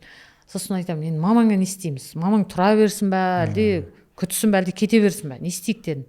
Ана кабинетте білгеніміз істеп жүрміз екеуміз. Мұғалімге енді қатты кедергі жасамай. Сосын айтсақ қайтеді, қайта бер деп дедік. Десем, деді. Сонымен мен жетектеп шықтық. Мамасына өзің айтасың ба дедім, қайта бер деп. Өзім айтам деді. Өзің айт онда деді. Қайта бер деді мамасына. Бірақ уақытымен келіңіз деп айт дедім мамасына. Сосын мен айтамын, мен үйіңе бір күні шайға шақырасың деп, жаңа сөйтіп отырмын ғой. Бірге шай ішеміз деп. Соны менің кабинетімді білесің ғой, білемін. Болды, маған кез келген уақытта кабинетіме келіп тұр, кәмпит жегің келсе, басқа бірдеңе айтқың келсе деп жаңа. Сосын қайтадан мамасын жібердік, сонымен қайтып кабинетіне көтерілдік. Сосын мен айттым, мен кабинетіме жұмысқа бара берсем бола ма дедім. Болады деді. Болды. Сонымен үйреніп кетті. Сол мұғалімнен сұрап жүрдім, өзім енді баруға уақытым болған жоқ. Кешіріңіз, осы жерден неше уақытыңыз кетті? Осы енді бір 2,5 сағаттай уақытым кетті. Фейсбукқа жазғанымды оқу керек, біраз ұмытып кеттім ғой, уже 2,5 жылдай өтіп кетті. Жұмыстың бәрін жинап қойдыңыз ба? Жинап қойдым, сонымен айналыстым, өзіме де қызық болды. Сосын осы биыл бір шетелге іс сапармен шығатын болып нотариус іздедім мектеп маңайында. Нотариусқа барсам, бір кісі атып тұрып, жаңа нотариус амандасып жатыр да. Сіз мені танымадыңыз ба дейді да, жаңа баланың есімін айтып, соның мамасымын ғой, анау 1-ші класстағы бала ше кірмеген дейді да. Десем, содан бала өте күшті үйреніп кетті, рахмет, баланың атын айтып жатыр да қызым. Жақсы көретін мектепті, өте күшті, жақсы оқып жүр, сізге рахмет, сонда қатты көмектестіңіз ғой деп маған 2,5 жылдан кейін кері байланысын беріп жатыр да, қуанып жатырмын сонымен. Сөйтіп қызымыз өзім іштей ойлап жүрдім, оқып жүр ме екен әлі деп, енді былай не болды екен деп. тілектес боламыз ғой, қашанда бір тура қасына барып күнде сұрап жүрмесек те бір ойланып сөйтіп жүреміз ғой. Соны қуанып қалдым, сол баламыздың неғаған үйреніп кеткеніне. Енді бұл бағана басында да айтып қой, бір өмір бір ең күшті сценарист қой. Бір киноның сценарийіне жарамды бір оқиға ғой, бұйырса мүмкін бір экранизацияға да ұшырап қалар. Мен не көрдім осы оқиғадан? Енді интуитивті деңгейде жасалған болса да, басқаша жасалған болса да, мынандай бір өте көп түйіндер алуға болады. Бірақ менің ойымша мына бір 3 түйін бар сияқты да. Бағана айтып жатса, қарым-қатынаста қабылдау, адамды шартсыз қабылдау маңызды. Мейлі оның өткені қандай болса да деп. Оның мысалы жаңа сізге деген құрметсіздік танытып тұрғанына, сенімсіздік танытып тұрғанына қарамастан. Сол жерде Фред Роджерс деген кісі, енді бұл кісінің ақш-та атағы бар, 3 ұрпақты тәрбиелеген адам деп аталады. Сол кісі бүйтіп айтады, адамды шартсыз қабылдау үшін сенің алдыңда отырған адам ең маңызды адам деп қарасаң болды дейді. Енді ол бала ма, басқа емес. Мен аған таңғаламын да, директор басыңызбен жұмыстың бәрін жиып қойып, ана адам ең маңызды адам. Сіздің алдыңызда отырған адам, мейлі кішкентай болса да. Ол денесі кішкентай болғанға сезім кішкентай емес қой. Сонымен кәдімгі уақыт бөлгеніңізге тәнті болдым да. Бұл бір түйін шығар енді алуға болатын. Екінші бір түйін маған ұнағаны, ана оған сыныпқа кіру, сабаққа қатысу деген талаптарды біртіндеп күшейткеніңіз. Бірден емес. Бұны сабақта да істей аламыз ғой біз. Балаға біз кейде баланың білімін бағалап, сауатсыз екен деп іш қоя саламыз ғой. Бірақ талаптарды тура осылай жаймен күшейтсек, ол балада талап екендігіне мүмкін көзіміз жететін бе еді. Және үшінші бір қатты ұнайтыны маған, сіздің баланың шекарасына кірмегеніңіз ше. Ата-анаң күтіп тұрады, ата-анаң жіберсек бола ма, сабағыма қарапайым, жұмысыма барсама бола ма дегеннің өзінде ана бала кәдімгі жауапкершілік алады ғой.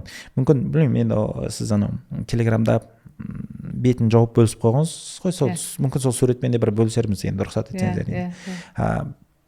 Бірақ мынандай бір мәселе бар. Директор емес, мұғалім болсын, осындай бір ситуацияларда бағанағы баланың сезіміне мән беруге, сезіммен шешім қабылдауға не әсер етеді? Мұғалімдерге қандай бір кеңес беретін едіңіз осы жайында? Білмеймін, ол жерде мүмкін өзіңді орнына қойып көру ма, мүмкін өз балаңды орнына қойып көру ма, солай шығар. Ол жерде нақты айту. Ананы тұлға ретінде көру, адамды тұлға ретінде көру, оның шекарасына өтіп кетпей, экологиялық тұрғыдан ықпал ету, әркімге не ұнайды, не ұнамайды, өте сезімтал болу. Енді менде жаңағы сезімталдық өте жоғары, жаңағы Гэллоп бойынша индивидуализейшн топта, сондықтан да ол да ықпал еткен шығар деп ойлаймын. Әркімді сезіп тұрам. Кімге қандай сөз айту керек, қалай ықпал ету керек. Жаңа денесіндегі қатып қалған нәрсені де баладан сезіп тұрмын да, қалай көзіне қарадым дегендеріңіз. Қатты ұстап алғаны, ана мысалы одан кейін босаңсығаны бәрін сезесің да, и жаңағындай ғой, қай кезде сен машинаның жылдамдығын қаттырақ бересің, қай кезде бәсеңсітесің, бәрін біліп отырасың ғой. Сол секілді нәрсе да, ол қай кезде не аласың деген дұрыс жауап бере алмайды ғой жүргізуші да, иә, мысалы жауап бере алмауы мүмкін. Сезіммен дейсің. иә, мысалы мынандай бір мысал айта салайыншы, ойыма келген тоже бір керемет бір ұстаздың үлгісі. Мен мектеп директоры болып жүрдім, бір сыныптың сынып жетекшісі болып жүрдім басқа мектепте, Зерде дарынды балалар мектебінде. Сосын сол сыныпта сынып жетекші болып жүргенде орынбасар болып кеттім директордың, сосын директор болып кеттім. Ана сынып әлі менен 6 класстан бастап сынып жетекші болып келе жатырмын. Олар 11 классқа келген уже. Мен директор болып кеттім. Мен директор болғанда қалай мен сынып жетекші боламын, ыңғайсыз ғой деп, жаңа математика ер мұғаліміне Бекболат ағайға айттым, сіз сынып жетекші болыңызшы. Өйткені сіз аптасына оларды жиірек көресіз. Дарынды балалар мектебі болсын, 3 сағаттан көреді ғой күніне, жиі көресіз. Иә, күнде көресіз, яғни күніне неше сағаттан көресіз. Сондықтан ана кісі ер адам болса да қағаздарыңызды көмектесеміз, сіз сынып жетекші болыңызшы дедік та. Дедім мен. Сосын жарайды деп ана кісі келісті, ана класс жақсы көреді. Жаңа менен де гөрі жақында, өйткені математикадан күнде көреді неше реттен. Сосын бір күні сол Бекболат ағай жаңа жылдық бір не болады ғой, оқушылардың кездесу, би кеші дейміз ба? Жаңа жылдық би кешіне сыныпта апарады ғой жаңа балаларды.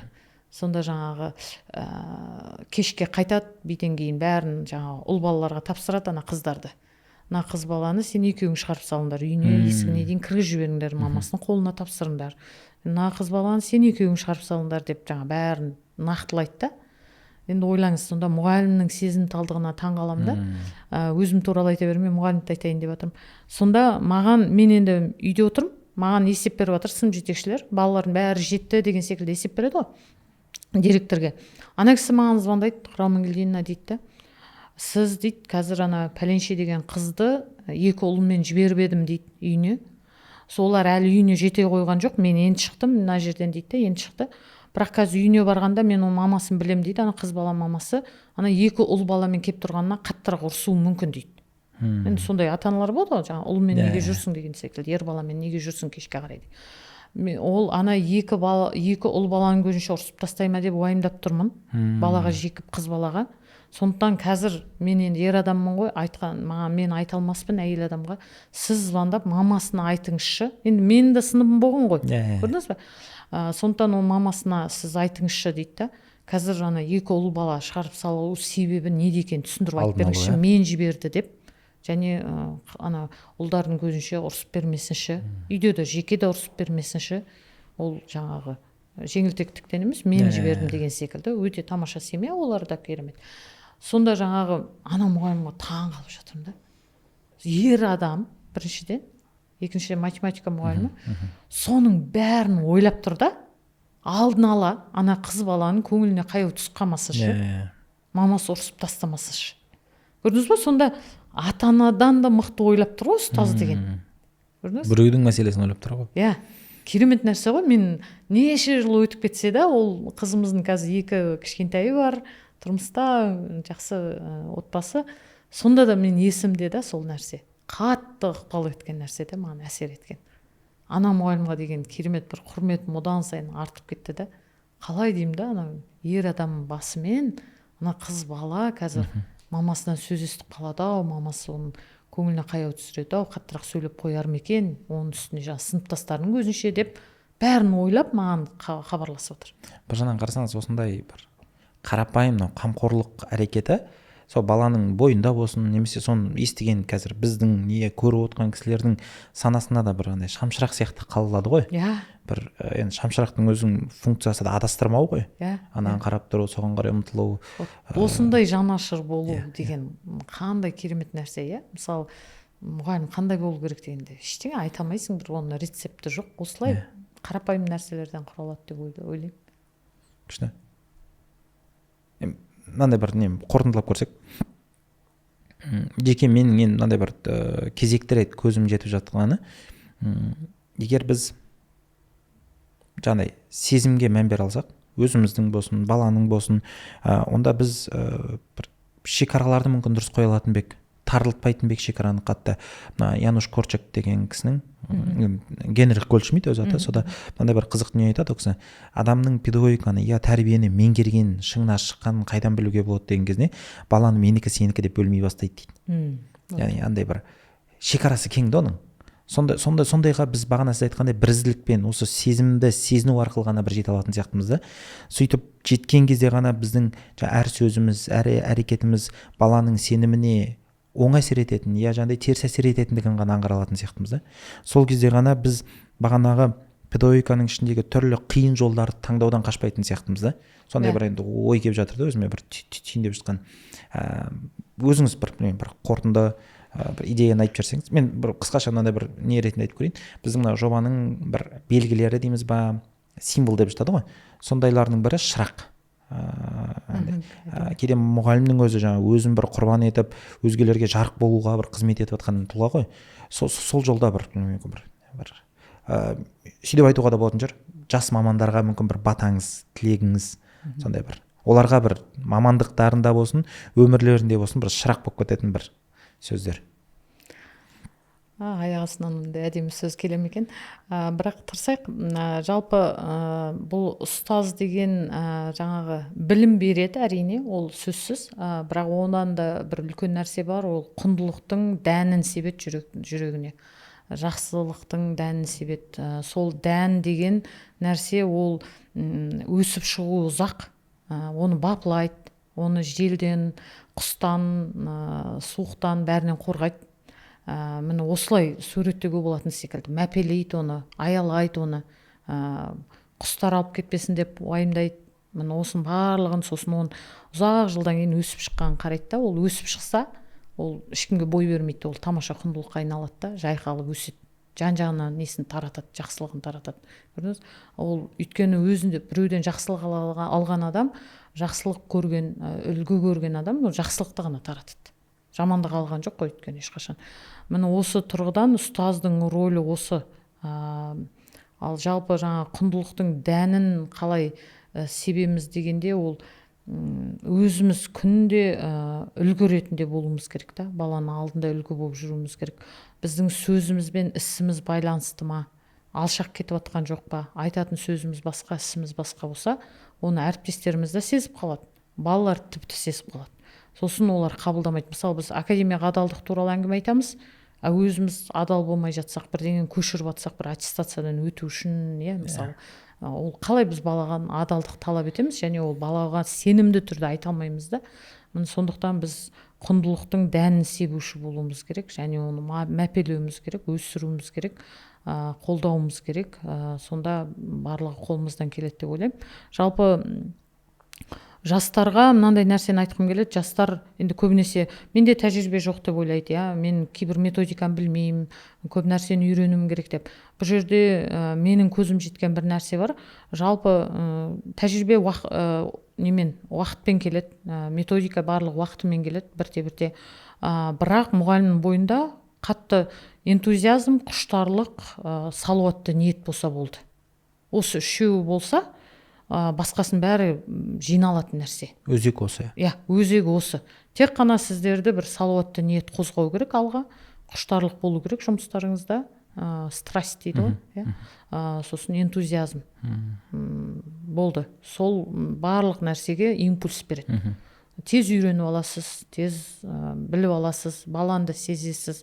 Жаңағындай, мына баланың бәрін танығым кеп тұр, неге бұл бала осылай әрекет жасап жатыр, неге бұл бала менің сабағымды қабылдағысы келмей тұр деп дерттенсеңіз, оның жауабы табылады.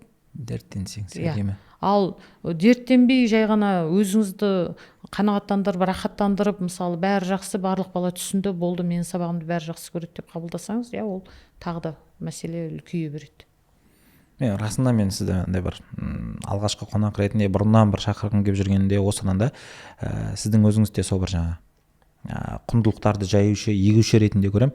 Содан да мынандай үміт қой бізде көрермендер жаңа Ахмет ұлтұстазында жалпы Байтұрсынұлы бір адамдық диқаншысы деген өлең бар ғой. Сол сияқты сіздер де осындай бір тұлғаларды көру арқылы өздеріңіз сол адамдық диқаншысы бола бастасаңыз, онда сөзсіз бірінші кезекте қызметіңіз адал болады, одан кейін содан өсіп шыққан ұрпақ әлдеқайда жоғары, әлдеқайда жетістікке жететін, ұзақ мерзімді бақытқа ұмтылатын ұрпақ болады деп сенемін. Иә. Сізге көп рахмет. Енді қандай алғыс айтсақ та ол аз болады деп сенемін. Уақытыңызды, құнды бір осындай күшіңізді бөліп келіп, рахмет. бізге осындай бір инвестиция жасап кеттіңіз. Жастарға әйтеуір бір бізді шамшырақ бола алсақ, енді болады ғой жастарда бір кейбір кезде қара түнек күндер пайда болуы мүмкін, бірдеңе сенбей қалады, шаршайды, жаңағыдай алдынан бір оған сенбейтін басшылар кездесіп қалады, немесе тағы бір жағдаяттар болады. Сол кезде бір шамшырақ бар екен, анау маяк әйтеуір бір түбінде бір бар екен, туннельдің соңында бар екенін көрсе, соған ұмтыла ма деген ой ғой. Бізде де қиындықтар, қателіктер барлығы болады, бірақ тек қана алға жүруден шаршамаймыз. Рахмет, сізге рахмет. Көрермендер, сіздерге рахмет. Осы бір бөлген уақыттарыңызға лайық дүние ұсынылған болған болсақ, тек қуанамыз. Амандықта, саулықта жүздескенше. Аман болайық. Күшті. Анау құндылықтың диханшысы дегенді өзіме неғып алғанмын мен де. Құндылықтар несі, промоутері дей ма? Құндылықтар несі, диханшысы деймін да. Амбассадор болушысы. Мен бір күні неде жүрмін, керуенде Галмарт бар. Галмарттың ішінен продукт алып жүрсем, кешке қарай жұмыстан қайтып бара жатқанда бір кішкентай бала жүгіріп келді, кішкентай, бір оқи ма, екі оқи ма, маған 2000 теңгеңіз түсіп қалды деп әкеліп жатыр да. Ол кезде ақша ұстайтын кезіміз ғой, наличка ұстайтын кезіміз. Сосын мен қуанып қалдым да, балаға рахмет балам деп, қандай күшті баласың, мықты, молодец деп, жаңа маған мына 2000 теңге өте маңызды еді деп айтып жатырмын да. Сосын бір кезде сөйтіп жібере салдым, бала кетіп бара жатыр, бір кезде ойланып қалдым, жоқ, мен бұның мамасын тауып алуым керек. Мамасы енді ана басқа нелерде сөрелердің арасында жүр да. Бір кезде балаға жүгіріп бардым да, мамаң қай жерде жүр дедім. Сөйтсем дейді, мамасына жетектеп барып, мамасының көзінше рахмет айтты. Баланы қалай керемет тәрбиелегенсіз, мына балаңыз мен 2000 теңгемді әкеліп берді, көп рахмет сізге деп. Яғни бұл жерде жаңа құндылықты қалай көбейтемін деген нәрсе ғой, яғни баланың өзіне рахмет айта салу өте нормально. Оны енді үйіне барсын, мамасының көзінше айтсаң, бала одан сайын өседі, Оны анасы әрі қарай таратады. Анасы әрі қарай таратады. Бала бәрібір айта алмайды ғой біреуге, оны айтып жеткізе алмауы мүмкін. Оны әкесіне айтады, ол яғни тарату. Қалай таратуға болады деп ойлап жүремін да постоянно. Құндылықты тек қана өзіне рахмет айту емес, мұғалімдарға да сөйтіп айтамын. Бір бала далада коридорда кетіп барып қағазды көтерді ма, сыныбына барып бәрінің көзінше рахмет айтыңыз. Мына баланы жетектеп барып. Мына бала ешкім қарамай тұрса да ана мусорды жинады деген. Сондай сәттерді жіберіп аламыз ғой негізі. Жіберіп аламыз. Ол былай тонкий нәрсе тағы да, кішкентай нәрсе, ақша сұрамайды, ештеме сұрамайды, ол бір грамота сұрамайды, марапат сұрамайды, бірақ не да, күшті нәрсе да. Ана сынып уже қабылдайды да, мынау нәрсе дұрыс нәрсе екен. Демек біздің мектеп үшін маңызды құндылық ол осы екен, адалдық екен деген. Тарай бастайды, соны қайталай бастайды. Соны солай таратуға болады да, күшті нәрсе. Күшті. Сізбен сағаттап сөйлессек те андай еш не емес қой. Соңғы жазылып қалды ма?